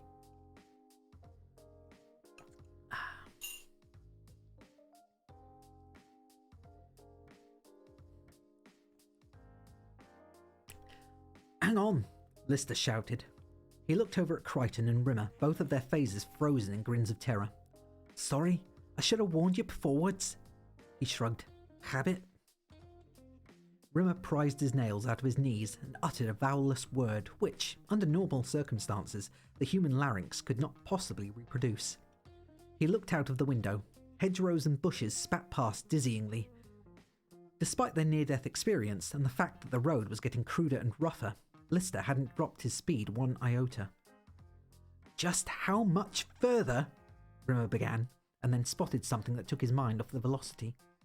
On the seat beside him was a cluster of tiny shards of glass he hadn't noticed before. There was another spattering of them by the handbrake. Where had all this glass come from? And what was that funny little hole in the dashboard? "You were saying?" Rimmer's eyes flicked back up to the driver's mirror. There seemed to be a similar sort of funny little hole in the rear window. "Rimmer?" "I just got from some errand running. I hope they all went well. I hope you got all the errands done you needed to errand." Rimmer turned to examine the hole, which is surrounded by a network of thin cracks. He turned back to Lister. "Where did you get this car?" Lister shrugged. "Dunno." "What do you mean you don't know? This is your car, isn't it?" Lister shrugged. "Maybe. I've never seen it before." "Are you telling me you're about to steal this vehicle?" "Not necessarily. Maybe I'm going to buy it." Rimmer's eyebrows pushed his hairline back a good 2 inches.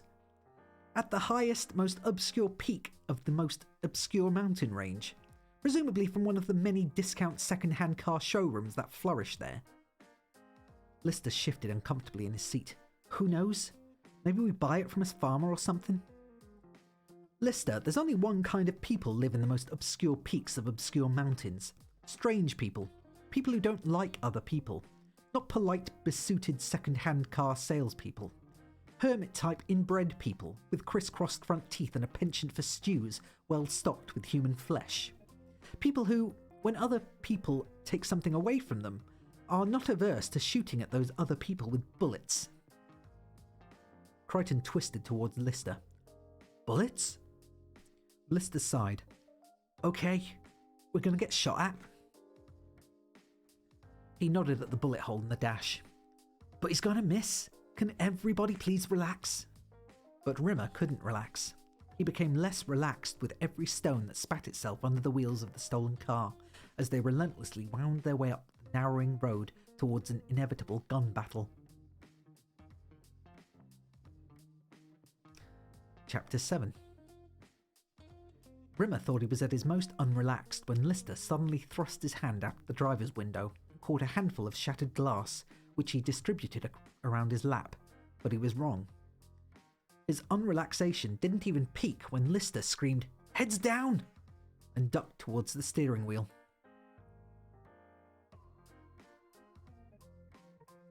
Crichton and Rimmer dipped their heads as low as they could. The cat didn't move. Rimmer hissed at him to get down, but he just remained upright and staring forward, oblivious. Rimmer glanced up at the driver's mirror just in time to see the bearded, genetically challenged, diagonally dentured hillbilly hermit of his nightmares level a smoking rifle at them. With a strange sucking sound, a bullet tugged itself out of the dashboard and, dragging the tiny shards of glass from the seat beside him in his wake, zipped through the rear window, sealing it neatly. "Stay low," Lister injuncted, quite unnecessarily. The hillbilly scampered up a hillock and out of Rimmer's sight as the truck swept round a bend. Naturally, given Lister's inexcusable insistence on obeying the perverse conventions of this world, the bend would take them around the hillock to where the hermit would be waiting for them, giving them the chance to squeeze off another shot.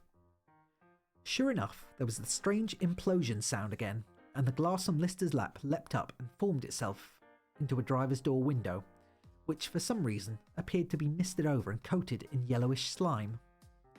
Then Lister did something for which Rimmer would never forgive him.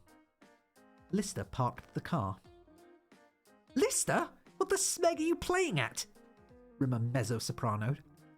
Lister ignored him, bent forward and began fiddling with the steering column. Rimmer looked up and saw the hermit's face pressed madly against the driver's window, yelling incomprehensible threats. And Lister stopped the engine. Without taking his eyes from the yellow slobber the mountain man was slavering up from the window, Rimmer asked in a voice far too calm to be sane, "What are you doing, David?" "What do you think? I'm trying to unhotwire this damn thing." Rimmer tried to swallow, but his tongue just rasped against his sandpaper palate. A more prudent approach, one might venture, would be to leave this vehicle in a post-hastily kind of way and run backwards the hell out of here. Lister carried on fiddling with the ignition wires. "Rimmer, I've got to undo this. That's the way things are around here. Effect and cause. Every effect is followed by a cause. There's no way around it. We couldn't just waive the rules for once. Not rules, Rimmer. Laws. Immutable cosmic laws. Look, man, just stop interrupting me and try and panic in silence, okay?" The engine churned, spluttered, and stopped. The hillbilly stopped thumping, cursing and slobbering, and moved away. Rimmer peered over the edge of his window and watched the hermit, clutching his shotgun, racing bandily backwards toward a pathetic log cabin. Rimmer could quite clearly see the giant sow sitting in a swing chair on the wooden porch. The hermit appeared to have dressed the pig in a pink gingham dress and varnished its hooves with bright red nail polish. Rimmer really didn't want to know why. The engine churned again and died. Rimmer found in his soul a new level of loathing for Lister. Valiantly and selflessly, he'd risked life and limb to land on this hellhole to rescue his shipmate, and how had the scumbag repaid him? By leading him into a series of life-threatening situations, culminating in his being unshot at and de-slobbered over by a giant pig's husband who was almost certainly related to himself in a variety of illegal ways. The engine chuddered one last time, and Lister seemed satisfied. "That's it," he said. "We're out of here," and then leaned over and thrust open Rimmer's door. Rimmer glanced over at the cabin. The hillbilly had stashed his shotgun by the door and was herring off backwards up towards some thick woods behind them. "Come on," Lister was yelling. "Move it." Crichton jumped out of the car and slammed his door. Lister leaned over to the passenger side and locked it. Rimmer eased himself out of the jalopy, keeping his eyes fixed on the sow who was rocking happily back and forth on the porch bench, its little pig eyes watching him. Crichton leaned in the car and helped the cat crawl out backwards. He closed the door, and Lister leaned over and locked that too. Lister jumped out the driver's seat and started poking at the door lock with a rusty nail that had leapt into his hand from the track. "What now?" Rimmer whined. "Reckon he must keep it locked?" Rimmer looked over at the woods the hillbilly had vanished into. Why on Io would the trigger-happy porker bother locking up his car up here in this godforsaken wilderness? "Search me?" Lister heard the click of the lock connected. "Maybe he doesn't want the pig driving off in it?" That made sense to Rimmer. From what he'd seen of the mountain man, the pig was undoubtedly the brains of the business. Lister wiggled the nail out of the lock and placed it on the dirt beside the car. He straightened. "All right, it's leg it time?" Rimmer asked, Which way? Even though he was fairly sure he could guess the answer. Lister nodded toward the woods. I reckon he was chasing us, don't you? He turned to Crichton, who was conversing in forward speak with the cat. How is he? He'll be fine, sir, so long as we stay together. Apparently he had an unpleasant experience in some bushes a while back when we left him alone. Lister wiped the palm of his hand across his face. I can guess. We should have warned him. And looked at the cat, answering his accusatory stare with a sympathetic facial shrug, and then nodded again over at the woods. Okay, people, wagons roll. He performed his familiar reverse skid and took off for the trees. Crichton turned around and followed him backwards. Rimmer and the cat looked at each other and mutely voted to flout convention. Rimmer and the cat looked at each other and mutely voted to flout convention. They ran towards the woods forwards. As the cat leapt into the woods, the thick undergrowth snapped aside before him, clearing his path, then slashed back on his calves behind him. Rimmer's hologrammatic feet simply disappeared into the heavy fern, as if he were running on a foot thick. Rimmer's hologrammatic feet simply disappeared into the heavy fern, as if he were running on a foot-thick soft carpet. The undawning sun burst sporadically through the overhanging leaves, illuminating their flight with thousands of golden spotlights. Yeah, no. Sorry, Nico. It's just more reading. And tea. Lots of tea. So it's another one of my Red Dwarf books. The sequel to the third in the series. The first of two third books in the series. Simultaneous sequels. They thrashed on through the woods. The cat kept yelping, now! As his inverted slipstream continually whipped his pigtail over his cheeks and eyes. He reached behind his head and grabbed it, keeping his other arm needlessly cocked in front of him to protect his face from branches, which he had absolutely no faith would continue to yield a path for him just before they reached him. The cat burst through a thick bush to find Lister and Crichton crouched up behind a bank of fern, which looked up onto a hillside cave. Rimmer's heart jumped up and shook hands with his Adam's apple when he recognised it as the cave they concealed Starbug in. The broad, twisted grin of delight slowly trickled back down from his cheeks when he saw that Lister was frowning and chewing the inside of his lip. "What's up?" he whispered. "We're home." "Not quite," Lister hissed. Rimmer followed his gaze. In the clearing before them, a bizarre jerry-built concoction of vats, tubes and pipes was sucking in smoke from tree line above. Have a good day at work. Keep it up. Crichton answered. I would guess some kind of illegal still. Not for the first time, Rimmer doubted the sanity of the lawmakers of Reverse Earth. What in heaven's name could possibly be illegal about taking dangerous alcoholic liquor and converting it into grain for planting? Then he saw it. Just below a small blue flame, which was sucking the heat out of some bubbling liquid in a vat, a rubber tube led to a fuel canister. That canister was imprinted with a Jupiter Mining Corporation logo and stamped Red Dwarf. This time, Rimmer's heart plunged towards the pit of his stomach, and his testicles leapt to meet it. The hillbilly had found Starbug. Well, I hope it gets better. Take care of yourself, okay?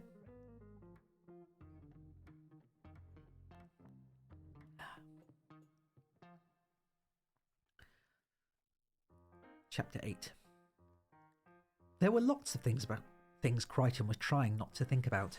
He was trying not to think about how they now had less than 7 hours before their takeoff window closed, leaving them stranded in this reverse universe. He had been trying not to think about just how much of Starbug had been pillaged by the Mountain Man, and whether or not the vessel would still be capable of flight. He was trying not to think about how he was going to explain the severity of the plight to others. He looked over at Lister, whose face was set in a grim frustration, which gave him something else not to think about. The hillbilly had unspotted Lister just as they had leapt behind the bank of ferns, and was now prodding around the undergrowth of the other side of the clearing. His shoulders were heaving, and he was sobbing loudly. Thick streams of wetness crawled up his cheeks from his damp beard into his nose and eyes. Finally, he backed into a thicket just by the still, and he was gone. Right. Rimmer glanced around, trying to decide who should bear the brunt of this reproachful look, and settled on Crichton. Just how bad is this? It's not good, sir. Those spare fuel tanks are stored in the hold. To access them, an intruder would have to breach every single one of our security measures. We must conclude that the entire ship has been compromised, including the computer systems and engine rooms. Rimmer shook his head. Marvelous, he said. We don't even have the technology to keep out a bandy-legged, brain-dead hillbilly with a gene pool no bigger than a spider's piss puddle. It's possible he only took the fuel canister. Crichton tried to inject optimism into his tone. It's unlikely he would have understood the function of much else. Only one way to find out. Lister stood, and that's to look. They picked their way carefully up the sloping ridge to the cave's entrance. The undawning sun was glimmering dangerously low, just over a distant white-capped peak, and while Crichton and the cat had excellent low-light vision, Lister and Rimmer were beginning to have difficulty seeing. Once inside the mouth of the cave, Crichton was forced to activate his chest light. Lister felt his chest tighten with excitement as the beam fell on Starbug's cockpit. He hadn't seen the dirty green insect-shaped ship-to-surface vessel in almost 40 years, but he dreamed of it plenty. That's what's on my shoulder here. This is Starbug.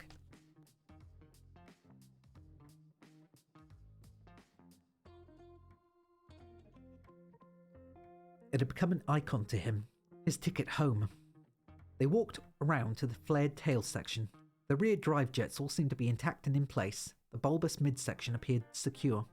The landing steps were withdrawn and the door was sealed. Wordlessly, Crichton emitted the access signal, and the door swung open. Hydraulics hissed and the landing ramp dropped smoothly down. No one dare speak, but everyone was thinking, so far, so good. They climbed inside. Crichton activated the airlock, the steps retracted and the outer door clanged shut. After an unbearable pause, the inner door opened and they stepped into the midsection. It was just as they'd left it. Fighting the urge to run, Crichton walked up to the airlock door and keyed in the access code. A red scanner light slid across his face and the airlock door wheel side open.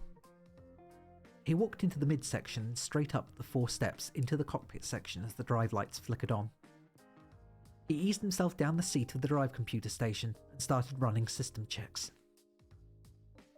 The cat headed straight up the stairs which led from the midsection to the rest quarters above, presumably to check that no one had been screwing around with his clothes, while Rimmer made for the maintenance corridor to glance around the engine rooms and investigate the supplies. All Lister could do was sit. He thumped down into one of the chairs surrounding the scanner table and looked around the room. Above the girder grid of the midsection ceiling, the lights appeared to flare. Lister put his hand to his eyes, and it came away wet. He looked down at the floor where small droplets began to form from a damp patch there and started whipping up towards his face. Shamelessly, Lister unwept. 36 years ago, in his own universe, Lister had died. His shipmates had brought him to this place where time's reversal could bring him back to life. And he'd lived that life, and he'd been grateful for it. But all the while, he'd felt he was an outsider here. There had been joys, of course. Somehow his long-dead ex-lover, Chrissy Kachansky, had been brought here with him, and they'd shared the pleasure of growing younger together. Eventually, their twin sons had come home to live with them, and there had been the inverted delight of watching them be mature. But all that had long since passed. More than a decade had gone by since the boys had been pushed back into their mother. And 9 years ago, he and Chrissy had been introduced, whereupon she'd promptly gone away and forgotten him. And after that, the only thing that kept him sane had been the dream of this moment. Here, now, sitting in Starbug's familiar, unhomely, metallic surroundings. For Lister, there was no more glorious decor in the history of interior design. The last of the teardrops rolled up his face, leaving only fading red rims around his eyes as the cat skipped down the middle stairway, grinning as if there were a wedge of Edam lodged in his cheeks. He beamed. Rimmer ducked in through the hatch from his engine rooms. What was that? Lister looked up. He hadn't used forward speak for decades, but he ought to start practicing. He ran the cat's words over in his head. Suddenly, they clicked. I think he said, we can relax. My suits are safe. Excellent news. Rimmer favoured the cat with the grin he reserved for idiots and foreigners. I for one shall sleep soundly tonight. Well, he rubbed his hands together. Supplies are good, just the one fuel canister missing. Engines seem operational, computers are functioning. Looks like we can lift off. Crichton stepped down from the cockpit. The others turned their eyes towards him expectantly. Aye, he began, and then slammed his forehead against the hull's interior. I'm afraid there is one minor problem. Somehow the landing jets have become detached. There was a brief moment of silence, and then Lister suddenly cursed, Smeg! And kicked the body of the scanner table, neatly removing a dent that had been there. It's not that bad, people, Rimmer smiled encouragement. We don't have to land. Once the RV with Red Dwarf, one of us can jetpack over and tow Starbug in, yes? You don't understand. Crichton sank into the seat opposite Lister. When we set down here, I had to reverse the controls. The only way of bringing us down was to use the takeoff procedures. Rimmer was still baffled. So, Lister said, we need the landing jets to take off. Without them, we'll be stuck here. He looked between his feet where the damp patch had been. We'll be stuck here forever. And more tea. So I can actually get it in my hand and pour it.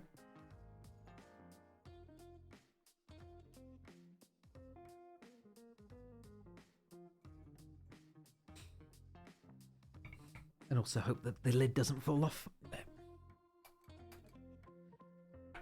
Okay, there we go. Excuse the tinkling.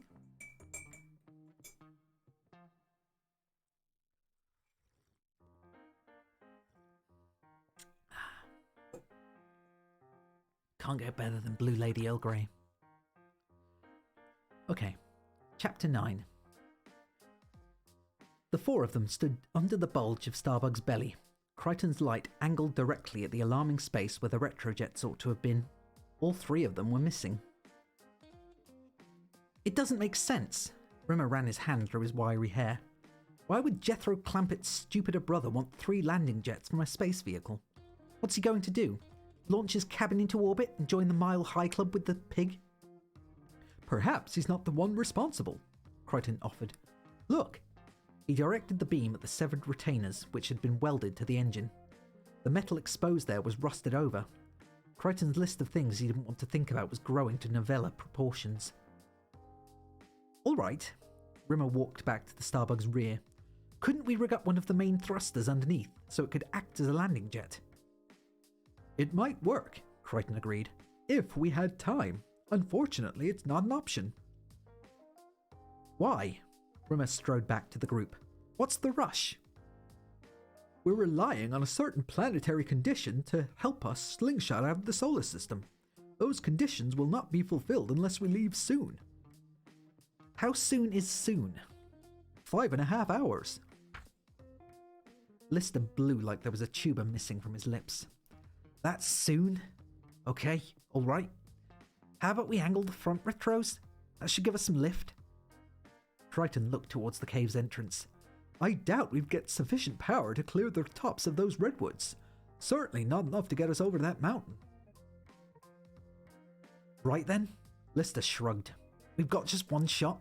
Find those engines. How long would it take us to reattach them? Crichton looked at the ground and shook his head. There's no way of knowing. It would depend on what condition they're in. At least 90 minutes. Maybe 2 hours. Lister looked at his watch. That gives us till 2 a.m. 1:30 at a pinch. We're going to have to split into 2 groups. I'm no good in the dark. Neither's Rimmer. I'd best go with the cat. Come what may, we'll meet back here at 1:30. Crichton nodded and they headed out of the cave. When they reached the clearing, where the still was bubbling away, Lister and the cat peeled off toward the mountain man's cabin. Crichton and Rimmer carried on eastwards into the woods. Crichton's plan was to walk for 50 minutes searching every square inch of the terrain, then cut back diagonally southwest for another 50, then north for 50 minutes more. It wasn't exactly a definitive search pattern, but it would leave him a full hour for his backup plan, which involved racing around in a panicky funk if nothing turned up, hoping against hope to come across the engines by sheer fluke. Lister and the cat crept up to the log cabin. The lights were out and the metal pipe that served as a chimney was no longer sucking thick white smoke from the sky. They edged along the side of the cabin up to a shuttered window. From inside, there came the regular hum of a deep sleep snore. Good, the hermit was asleep. That would make it easier to search the storage sheds. The cat peered gingerly over the wooden sill and through a crack between the slats. The entire cabin was comprised of a single room. There were no jet engines in sight. In fact, there was very little furniture, a rocking chair and a rickety wooden table with a shortwave radio on top. Most of the room was taken up by a huge bed, which could have happily accommodated 6 or 7 normal-sized people. As it was, a single occupant was taking up the bulk of it, the giant hog. She was snoring contentedly, one hoof on the pillow beside her head. She was wearing a floral nightdress and a lace-trimmed cap. Suddenly, there was a loud reverse cough from the direction of the porch. The cat froze. Lister crawled toward the front of the house and peeked over the porch. The hermit was sitting on the swing chair. He raised an almost empty bottle to his lips and half filled it from his mouth. Lister caught a wincing smell of the pungent fumes. Neat hooch. The hillbilly got to his feet and looked around, scanning the woods. He started pacing agitatedly up and down the creaking porch boards. Lister backed away. What the smeg was that man doing awake and getting undrunk at this hour? Who was he expecting to see? Them? Had he just got out of bed, or was he going to be waiting on the porch all night? Lister checked his watch and blinked a curse. There were 6 or 7 wooden shacks scattered around the property, as well as a fair-sized barn. Having to keep to the shadows and creep around silently would slow down the search considerably. It was unlikely they'd be able to cover the whole place before they'd have to set off back to the bug. He sighed, stood and nodded for the cat to follow him to the nearest of the shacks. Crichton was on the last leg of his search pattern, and he was less than 10 minutes away from engaging panic like a headless chicken mode when he found the first of the engines. He wouldn't have spotted it if he hadn't actually tripped over it. It was buried in the soil, less than 50 yards from the illegal still, with just a few inches of the nose cone peeking above the ground. Crichton knelt down and clawed away the surface soil frantically, while Rimmer kept a timid lookout, trying not to think of the strange night creatures that might be lurking in the damp, dark shadows of the trees. Crichton exposed a further 2 foot or so of the engine. The excitement of his discovery dwindled with each inch. The engine was rusted all to hell. It was extremely doubtful it could ever be restored to working condition. He lurched upright and sighed. Well? Rimmer's eyebrows crooked with expectation. It's no good, sir. It's buried too deep. Without some kind of excavation tool, we haven't got a hope of extracting it in time. Crichton discreetly slipped his hand behind his back and discarded a shard of rusted metal that he'd found flaked off the engine. Rimmer knelt by the exposed housing. Thankfully, there was too little light for him to spot the true decrepitude of the engine's condition. This is insane! Why would that backwards bastard bury it? Crichton shook his head. He had a good idea what happened, but it belonged at the very top of that things he didn't want to think about list. We need some kind of digging tool. I'll get one from Starbuck. Suggest you stay here. He turned and prepared to switch up to maximum jog mode. Whoa, whoa, whoa, Rimmer smiled. Are you insane? I'm coming with you. I'll make much better time on my own. Rimmer peered into the relentless gloom of the surrounding woods. He thought of mountain lions and grizzly bears. He thought of wolf packs and cougars. He thought of werewolves and Sasquatch and inbred hillbillies with guns and seriously dubious sexual preferences. He thought of all the wild things with yellow eyes and insatiable bloodlust that would swallow his light bee whole as a pre-hors d'oeuvre canapé, without even making a gulping noise. We'll go together, he said. Very well, Crichton nodded, then turned, lurched and pelted off at maximum acceleration, leaving Rimmer wide-eyed, alone and furious. Crichton didn't get very far. As he burst through the thicket into the clearing that housed the still, his peripheral vision registered a pickaxe handle and he stopped. He underestimated his speed and stopped too quickly, losing his balance and tumbling to the ground. He put out his hands to break his fall, plunging them into a wooden bucket filled with rainwater. When he pulled them out, he was alarmed to find they were covered in some kind of sticky goo. He considered trying to wash them, then realised it wouldn't work. In this universe, you used water to get yourself dirty. He picked himself up and waddled over to the pickaxe handle. It was protruding from a clump of bushes. He grabbed it with sticky hands and readied himself to tug it free. He looked down and froze. Lying in the bushes beneath him was the lifeless body of the hermit. The pickaxe was buried deep in his chest. Crichton knelt and starting a bit too quickly there. Another cup of tea.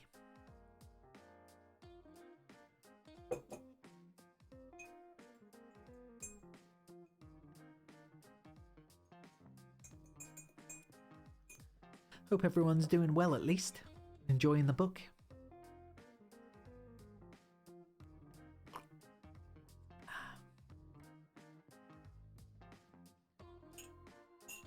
I say the entire or some of the dialogue is very similar to the actual sitcom, but lines are switched around here and there. But for the most part, the plot, although the premise of the plot takes its premise from the show,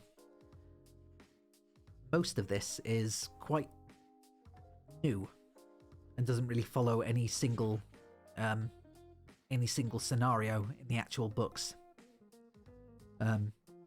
Although I do miss one of Lister's lines, which I was hoping would be in the book, which would be when he was fighting the policeman or whatever at the beginning. I was hoping I was hoping that Rimmer would comment on it being like a brawl or a barroom brawl or whatever. And in the show, the crew get themselves caught in a very rough fight at a pub. And they realise that there's about to be a fight backwards. And Rimmer cowers and is basically like, I don't want to be part of a barroom brawl. And Lister replies, it's not a barroom brawl, it's a barroom tidy. Unrumble! And it's one of my favourites. Oh, hiya, Jules. I thought you'd be in bed. It's late.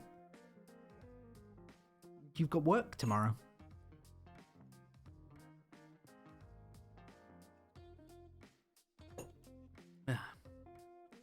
Okay. We're only going for 15 minutes more anyway, so... Chapter 10. Crichton knelt and placed his fingertips on the hillbilly's neck. There was no pulse. The body was still fairly warm. Fresh blood was still oozing around the terrible chest wound.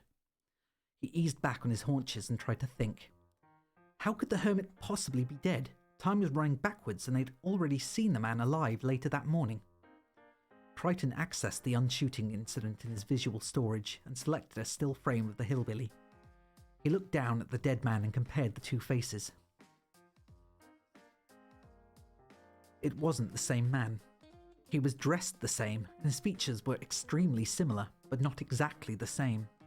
Undoubtedly, the corpse was a close blood relative of the hermit who'd shot at them. The preceding events began to tumble into place. That's why the mountain man had been weeping in the clearing. He'd discovered his brother's corpse. He'd been beating the bushes, looking for some kind of clue to the perpetrator of the crime. Then he'd spotted Lister and chased them to the car. He'd assumed they were the killers. This was the crime for which Lister had been arrested. And since Lister couldn't have killed that man, that meant the real murderer was somewhere close by. Suddenly, Crichton was aware of someone behind him. There had been no footsteps, just a slight rustle of breathing. Crichton wheeled around, his hands flattened and elbows cocked in what would look like a threatening karate pose to the attacker. It was Rimmer. His features were puffed with rage. His fury deflated when he registered Crichton's fear and distress. His eyes tracked down to the pickaxe handle, down to the corpse, then back up to Crichton. Dead? He asked simply. I'm afraid so. It's not the hermit who is chasing us. I think it's probably his brother, or his cousin. Probably both. Rimmer knelt beside him. Probably his uncle and father, too. Oh well, I'm glad you're enjoying it. I hope you get to sleep soon, though. Crichton was affronted.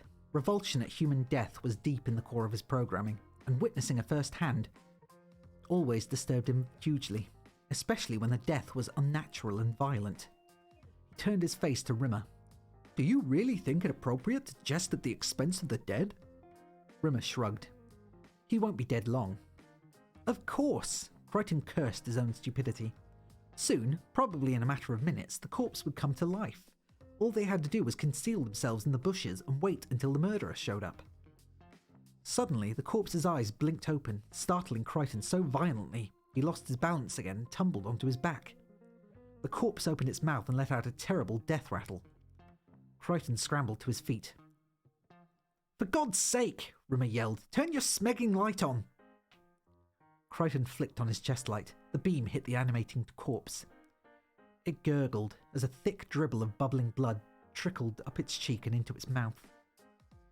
Dizzy with horror, Crichton was vaguely aware that Rimmer was talking to him. He turned and said, What? Your hands! Rimmer was saying. He held his hands in the light. The goo that covered them was blood. Crichton was beginning to lose it. He felt like a tsunami was roaring through his head. The stark beam of the chest light illuminating his bloody shaking hands fell on the corpse beyond with registered movement. With a low, awful moan, the corpse began to writhe. Its body started juddering violently, then it arched its back stiffly and screamed. It thumped back down and began beating the ground with its fists. It screamed again in pain and fury, and grasped the pickaxe handle. It started rocking from side to side, hands desperately clawing the handle of the instrument of its death. Rimmer was screaming. Oh, hey, Pear. How you doing, cat? Rimmer was screaming. Do something! Crichton staggered forward, half blind with panic. He grasped the pickaxe. The corpse was looking up at him with an expression that looked like astonishment. Crichton tugged at the handle. There was a wet cracking sound in the man's chest, but the pickaxe remained lodged there. Crichton summoned all his strength and pulled again, and the corpse was tugged to its feet, arms flailing, screaming and yelling insanely. And still the pickaxe was wedged in his chest. And then Crichton held onto the handle, the last of his sanity gurgling out of his ears as he danced a macabre waltz with the dying man in the eerie glow of his own chest light. Crichton was trying to yank the pickaxe loose, but the mountain man was holding it in his own chest with phenomenal adrenal strength. Then suddenly he let go, and with a gruesome crunching gloop, Crichton jerked the pickaxe free. While he was staring, astonished at the hillbilly's unblemished shirt front, the man lunged at the pickaxe still raised over Crichton's head. Still in shock, Crichton tussled with him for a second or two and then let go. The reverse impetus of the maneuver flung him to the ground and sent him rolling side over side toward the bushes. For a moment, the hillbilly held the pickaxe over his head and then swung it down toward the tumbling Crichton, but missed and raised it again. Crichton rolled over the spot where the blade had struck and stopped rolling. He jumped to his feet and faced the mountain man, who was brandishing the pickaxe. One hand on the handle, the other halfway along the shaft. He was snarling and murmuring vicious threats. Crichton was hurt and confused. He'd just brought this man back from the dead. Why was he bent on hurting him? The hillbilly hefted his pickaxe into one hand and swung it sideways, but he was out of range and the blade whistled past Crichton's groinal socket. Crichton stumbled backwards towards the still, not knowing what to do or say. He looked around for Rimmer, but he was nowhere in sight. Then, as Crichton passed the still, it occurred to him to switch off his chest light. Now the clearing was only illuminated by the gentle blue glow of the flame from the still. The mountain man leered dangerously at his retreating form, and then swung round and buried the pickaxe in the ground. Facing away from Crichton, he backed up toward the still, looked at Crichton once over his shoulder, and promptly proceeded to ignore him. Crichton backed out of the clearing stealthily and collapsed on his haunches in the shelter of the nearest bush. After a few minutes his sanity returned and Rimmer crept along after it. Crichton was going to ask him where he'd got to, but it would be a pointless question. As soon as Rimmer had seen a fight start, he'd performed his famous impersonation of a whippet with a sphincter full of dynamite. Crichton had long since ceased to wonder why a man who was already dead could be such a relentless coward. "Sorry about that." Rimmer crawled close enough to whisper. "Thought I spotted the other one trying to outflank you, so I dashed off to cover your rear." He peered through the bushes. The hillbilly was tending quietly to the still. "What now?" "Now?" Crichton had lost track of time. He checked his internal chronometer. Almost 2:15. "We'd better get back to Starbucks, see if the others are there." If Lister and the cat had managed to unearth the other two engines intact, it might be enough to get them airborne. Rimmer nodded and turned toward the ridge. Crichton rose to follow him, and then stopped mid-crouch. A terrible thought had struck him. He'd been reversing the incident in his mind in order to explain to the others what had actually happened and why they'd been delayed, when he realized the unthinkable truth. He had just violated his most sacred directive. He had killed a human being in cold blood. Dun dun dun.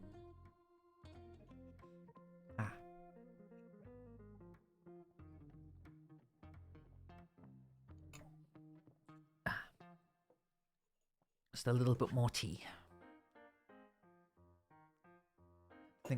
I think this is the last cup. Oh, or maybe not. One more cup after this. I know, dramatique, as the Italians say. Wink, wink.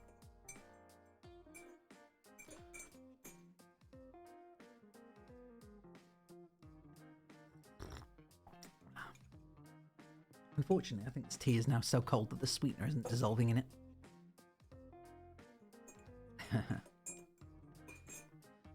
Alright then, Chapter 11.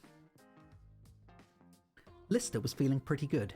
He hadn't slept for a good 50 hours now, what with the all-night interrogation at the police station which had uncracked his ribs and lifted the chronic pain in his kidneys. Each passing hour left him feeling fresher, stronger and more alert. The engine was surprisingly light. 7 feet long and mostly solid metal, yet he and the cat could carry it between them fairly easily. It was also surprisingly rusty. Still, they'd managed to find it, and if Crichton and Rimmer had enjoyed any luck at all, they'd probably have enough power for a shaky takeoff. The cat, who was leading the way, suddenly stopped and held up his hand. He sniffed the air, then nodded for Lister to take cover.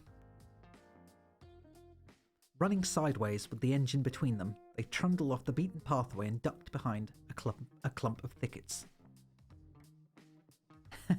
Hey, Azvar. Oh, well? How you doing? You okay? Lister checked his watch, agitated. 1:24. They were already behind schedule. 2 minutes drooled by, and there was still no sign of any danger. Lister was about to get up when he heard a twig crack, and the mountain man came into view. "I'm good. I'm just enjoying my book. I hope you actually enjoy Endwalker. I'm guessing you've gotten into it instead of being stuck in a queue for another 8 hours." Lister was baffled. They'd just left the hermit swinging on his porch. Yet here he was, walking backwards down the crude path that led from the still to the cabin. As he passed them by, Lister could see his face in the full glow of the moon. If this man wasn't their hillbilly, it was his identical twin. There was no time to consider the ramifications. As soon as he was out of sight, they hoisted the engine to their shoulders and carried it back onto the path. Lister pushed the engine from the rear. The cat got the message and upped his speed. They jogged through the clearing and climbed up the ridge to the cave. They set the engine down underneath Starbug's belly. Lister's hopes took a Trafalgar-sized broadside when he saw that the rest of the engines were still missing. Rimmer crept down the landing ramp and peered into the gloom beneath the ship. "Lister?" he hissed timidly. Lister ducked under the ramp. "No luck?" Rimmer shook his head. "We found one, but it was useless." "How useless?" "Try utterly. It was rotten with corrosion, with the added bonus that was wedged solid about 6 feet into the ground. How did you get on?" "We found one in the hillbilly's grain store. He'd been using it as a shelf prop. It's not in superb nick, but I reckon it'll go. The question is, will one jet be enough? Maybe. If we angle the front retros down, like I said, it'll be touch and go whether or not we clear the mountain. But I don't see what choice we've got. Lister checked his watch. An hour and 12 minutes. Let's get moving. Where's Crichton? I think you're going to have to fix the jet on without him. Lister looked over to the engine. Are you nuts? I wouldn't know where to start. Slowly, he twisted his head back toward Rimmer. Why? What's wrong with Crichton? Rimmer hitched his eyebrows enigmatically and walked back up the ramp. Lister nodded to the cat and followed him. Crichton was lying on the scanner table, his eyes open and rolled back into his skull. There was a strange buzzing sound that seemed to be coming from somewhere inside his head. Lister walked over and wafted his hand in front of Crichton's eyes. The mechanoid remained immobile. Lister tried calling his name, but there was no response. He's been like this since we got back, Rimmer said, just lying there in some sort of electronic stupor. Lister put his nose to Crichton's ear and sniffed. Smeg? Smells like something's melted in there? Rimmer nodded. I think it's some kind of short circuit. Probably happened in the fight. Fight? We found another hillbilly by the still. He had a pickaxe buried in his chest. Crichton pulled it out. Pulled it out? Then they struggled a bit, and it was all over. We stagger back to Starbug. He lies on the scanner table. Fizz, bang, there's smoke pouring out his ears. Let me get this straight. Crichton pulled a pickaxe out of a man's chest. He had no choice. The poor bastard was writhing around in agony. Someone had to help him. Lister released a sigh that had been pent up inside him for 8 long years. Every single day of his unspeakable imprisonment, he'd yearned to know just one thing. Had he actually committed the crime? All the other inmates had the solace of knowing whether they were truly innocent or guilty. Whatever they proclaimed to the world, deep down, they all knew the truth. And through those long, restless nights, it had seemed to Lister that his situation would have been immeasurably more bearable if only he'd known the truth. Time after time, he'd pored over the transcripts of his trial without finding enlightenment. The evidence had been circumstantial. He'd been spotted leaving the scene with another man. From the descriptions, Lister had guessed the second man had been the cat. Lister's inability to disclose the cat's whereabouts had counted heavily against him in the jury's eyes. He'd been sentenced to 15 years, of which he would serve 8. Well, now he knew. He had been innocent. And it didn't make him feel any better. Not one quark. The murderer had been Crichton. Hello? Lister's misted vision focused. Rimmer's face was directly in front of him. Hello? He repeated. Anybody home? Lister sighed again and dragged his hand across his face. Yeah. Thank God. For a moment, I thought you'd short-circuited too. Lister crossed to the tool store, ripped open the metal cabinet door, and started rooting through a box. I think I know what's wrong with him. Something he did tripped his auto-shutdown mechanism. Can you fix it? Lister hefted a sonic screwdriver from the toolbox and walked back toward the scanner table. I've done it before, remember? He eased the tire lever into Crichton's skull and prized away a section of skull. Question is, can I do it in time? And now it's tea time. Again, I'm just hoping the sweetener actually dissolved.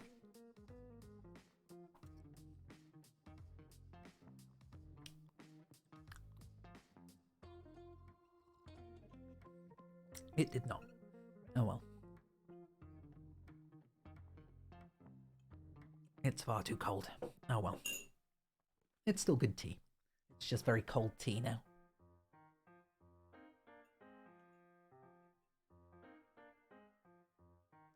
Which is a shame, but never mind.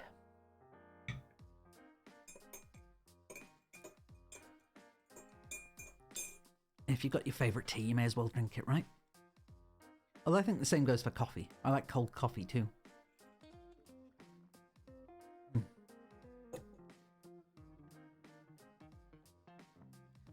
Chapter 12. 12:15.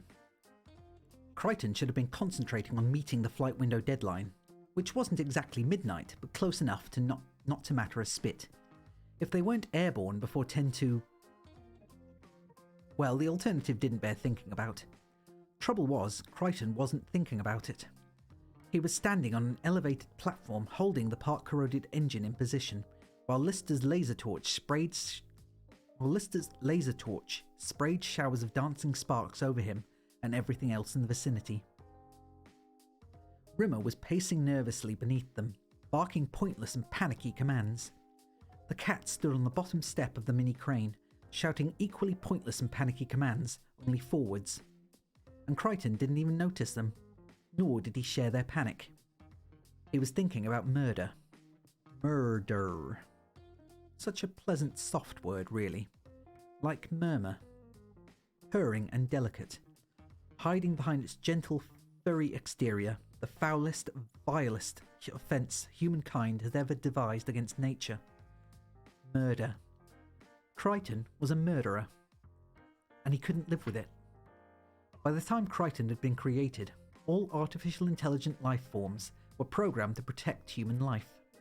There had been some earlier mistakes, most notably the part-organic agonoids, who had been designed as super warriors, then got a few ideas of their own about obeying orders and almost rid an entire planet of its human occupants, before the designers wised up and started programming a version of Asimov's robotic laws into the core of every computer mind. Crichton had broken those laws, and his urge to self-destruct was almost unbearable. And so he decided that once the engine was fixed into place and takeoff prepared, he would slip quietly down the ramp and disappear into the cave.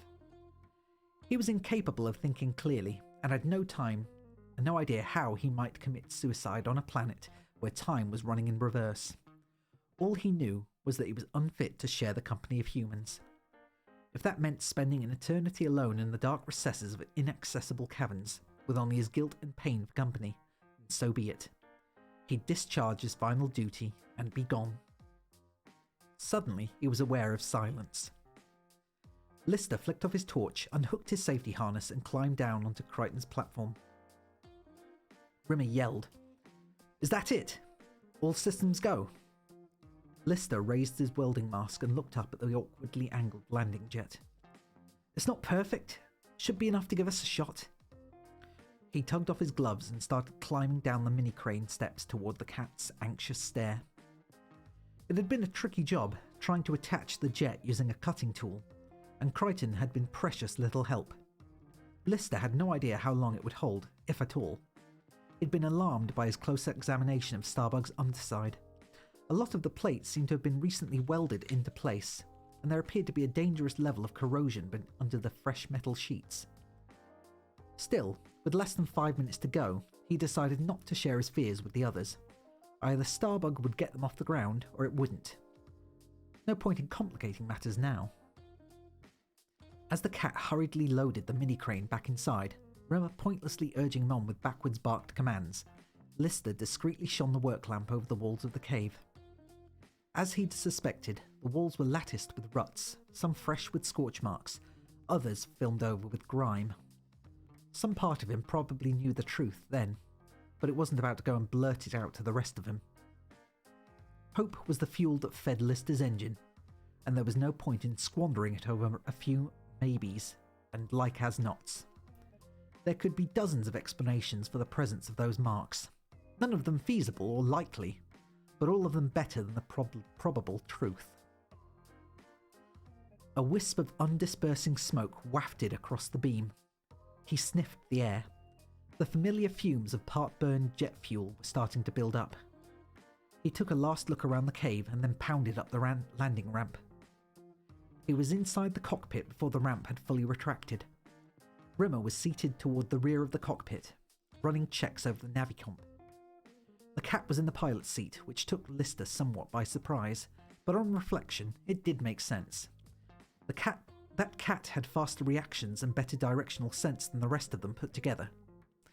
True, he was also stupider and vainer than the rest of them put together, but in a pinch, the best choice for this job. Lister was about to slip into the co-pilot's seat beside him when he realised that Crichton's computer station was unmanned.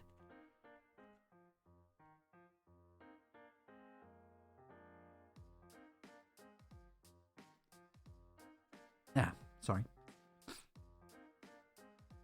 Where's Crichton? The cat shrugged. Rimmer didn't take his eyes off the navicomp. He said, "He's running some checks in the engine rooms." Lister punched up the security cameras and scanned the engine rooms. Deserted. He turned and headed for the midsection.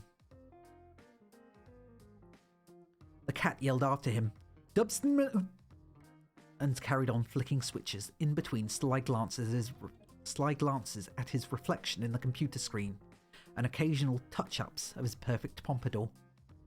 Lister managed to decipher the cat's yell as, "2 minutes, bud," as he hurled himself down the steps to the midsection. Empty. He ran straight for the spiral stairs and launched himself up to the rest quarters. Crichton was not on board. Lister crashed back down the stairs and flung himself up the steps back to the cockpit. "He's gone! Crichton's not here!" His eyes still on the navicomp display, Rimmer said, 90 seconds and counting." "Whoa!" Lister formed his hand into a capital T. "Time out, guys! Crichton's still out there?" "Lister, we are about to perform a takeoff, and what is probably the most complicated reverse landing takeoff procedure ever attempted in the history of aviation, with a single landing jet which is rustier than Elizabeth I's chastity belt. Furthermore, the pilot and I do not even speak the same language in the same direction. And even if we did, we wouldn't agree. We do not need any more complications." "Complications? Crichton's not on board? We can't leave without him?" "Wrong. We can't leave with him. If we abort now, we miss the flight window." "Then we miss it. We're not abandoning Crichton." 60 seconds and counting. Rimmer flicked his eyes up from the screen. "He knows what he's doing. He's made his choice. The flight path's been logged and we can make it without him." "What do you mean he's made his choice? You mean he told you he wasn't coming with us?" "What he actually said was, 'I'm going for a walk. I may be some time.'" "And you let him go?" Rimmer looked down at the screen again. 45 seconds. Lister jumped back down to the midsection and raced to the airlock. As he slid his palm over the security scanner, the engines began to whine. The scanner readout flashed red, and a warning panel blinked the words, "Airlock inaccessible until landing procedure complete." Lister thumped the scanner with his forehead and charged back to the cockpit. Starbug began to shake as the engine whine built. Lister staggered to the co-pilot station and yelled to the cat, "Throbber! Throbber!" The cat looked at him confused, then over to Rimmer, who shook his head and said, 0. Starbug juddered as the engine crescendoed, and Lister was flung into the co-pilot's seat. "No!" he screamed. "No!" He flicked on the external cameras. The cave outside was almost completely obscured by the fog banks of thick black-brown smoke of that single landing jet it was labouring to inhale. Just for a second, for a single instant, he thought he caught a glimpse of Crichton's too pink face craning to see them through the acrid fog. The cockpit was juddering wildly now. A jumble of flight manuals leapt from the floor and around Crichton's deserted station and arranged themselves neatly on a shelf. They were airborne.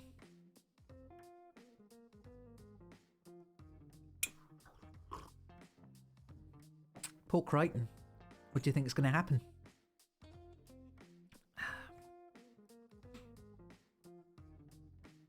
Chapter 13.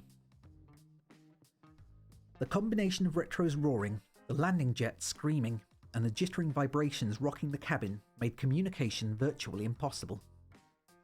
Lister lunged forward and flicked at the abort switches on the co-pilot's control panel. Useless unless the pilot initiated the abort sequence too. He looked over at the cat, hoping he would copy the maneuver. The cat ignored him. Lister lurched out of his seat and reached over for the pilot abort controls, but Starbug pitched again suddenly, and his hand crashed into the wrong bank of switches. The cat screeched,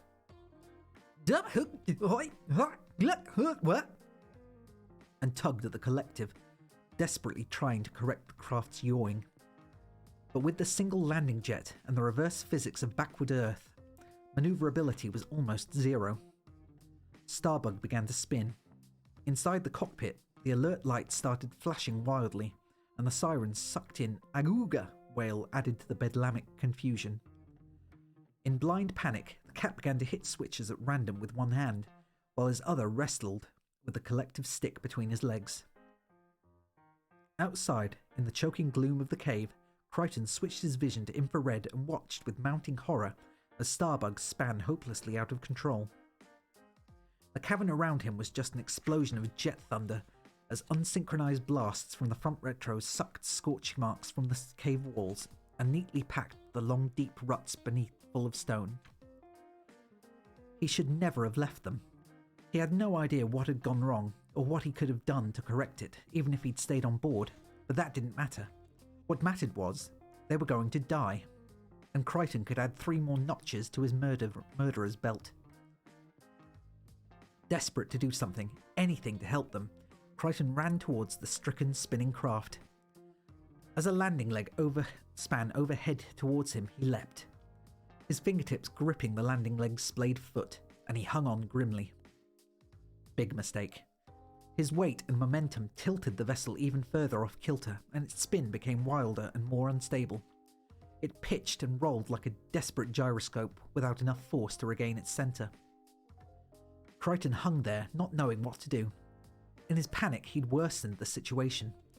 But if he let go now, Starbug might topple radically over in opposite direction and smash into deadly rock. Perhaps even turn over completely.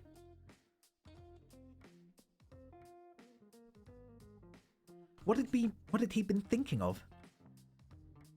Had some part of his guilt-crazed mind thought he could tug a ship safely to the ground? Who did he think he was? An expatriate of the planet Krypton? He tried to make the best of it by trying to gauge the spin and swinging his body against it.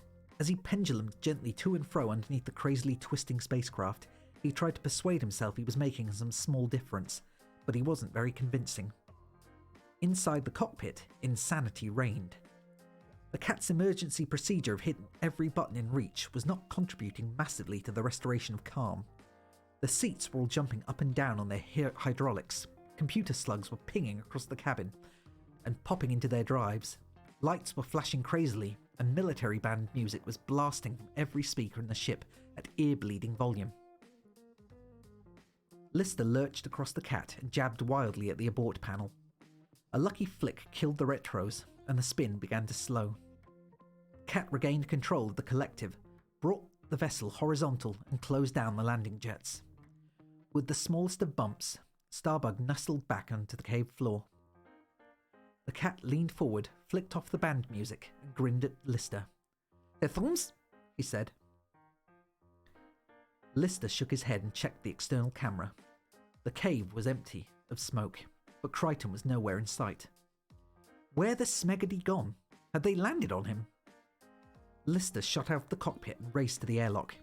He ran his palm over the scanner again, and once again it flashed red. What the hell was wrong now? He glanced over at the warning panel, which was blinking occupied. The inner wheel span and the airlock door clicked open. Crichton was standing in front of him, his plastic face twisted in fear and concern. "Sir, are you all right?" Lister's relief at seeing Crichton safe instantly gave way to a sense of desperation and failure. He turned away and plonked himself in a chair by the scanner table. "Yeah," he mumbled without enthusiasm. We're fine, Crichton." The mechanoid stepped in and crooked his head toward the cockpit door. "All of you?" The cat slinked down from the cockpit, and Rimmer followed him. Crichton felt so grateful to see them intact, he felt like spontaneously combusting. "Oh, sirs, this is all my fault." "No, it's Lister's fault," Rimmer glared. He was acting like one of those little Scottish blokes in POW movies, who suddenly go stir crazy and make a beeline for the electric fence. So it was POW. "It's nobody's fault, Crichton," Lister said without looking up. "It just happened, okay?" "Not okay." Rimmer strode over to him. "Far from okay." He leaned his face deep into Lister's personal space. Okay, have you seen the time? Lister nodded. 11:42? Which means, unless I have my backwards arithmetic is seriously askew, that means we have missed our flight window, yes? Lister nodded again. Believe me, Rimmer, it's the last thing I wanted. I've already been stuck here for 30-odd years. Rimmer straightened. Blame had been appointed, and none of it had fallen on him. It was bizarre that such meaninglessness should be important to him, but it was, and he was beginning to feel better already. That feeling was not going to last long. All right, he smiled. Let's talk damage limitations. He turned to Crichton. There's absolutely no chance that we can attempt another reverse landing and achieve this flight window. I'm afraid not, sir. Rimmer flicked his eyes briefly over to Lister, just in case anyone was in any doubt of the blame quotient, and then back to Crichton. Well, that's too bad, but we're stuck with it, I suppose. Now the question is, when is the next flight window? Crichton squirmed. Well, I haven't exactly rechecked all the calculations as yet. Rimmer smiled. All we need for the moment, Crichton, is your best guess. Well, sir, I'd be reluctant to commit myself at this stage to a definite time and date. Just a ballpark figure, Crichton, just so long as we have enough time to prepare for the attempt properly. Oh, I should think we'll have enough time for that, sir, even if... Crichton, let me put this another way. Just how long are we going to be stuck here in this hellhole, you oversized ugly dildo? Crichton stammered. 4 hours? 4 weeks? 4 months? Crichton thumped his head against the airlock door. 10 years? That's the end of part 1. And I quite like this book. And it's actually shorter than the other two, so... Not going to continue it for now, but... Part 2, for those who are aware of Red Dwarf and its characters. Part 2, the title is... Smoke me a kipper, I'll be back for breakfast. So those of you that like Red Dwarf, I think you know what that means. And if you've not watched Red Dwarf, I highly suggest you do. But I'll be looking forward to reading that next week. Just got to fold the page over just to make sure we've got it in place. And then we'll play the outro, because I like playing the outro. Just once. And here we go. So thank you everyone for sticking around and listening. And I guess I'll finish it with this. So, here we go. And goodbye for now. Goodbye.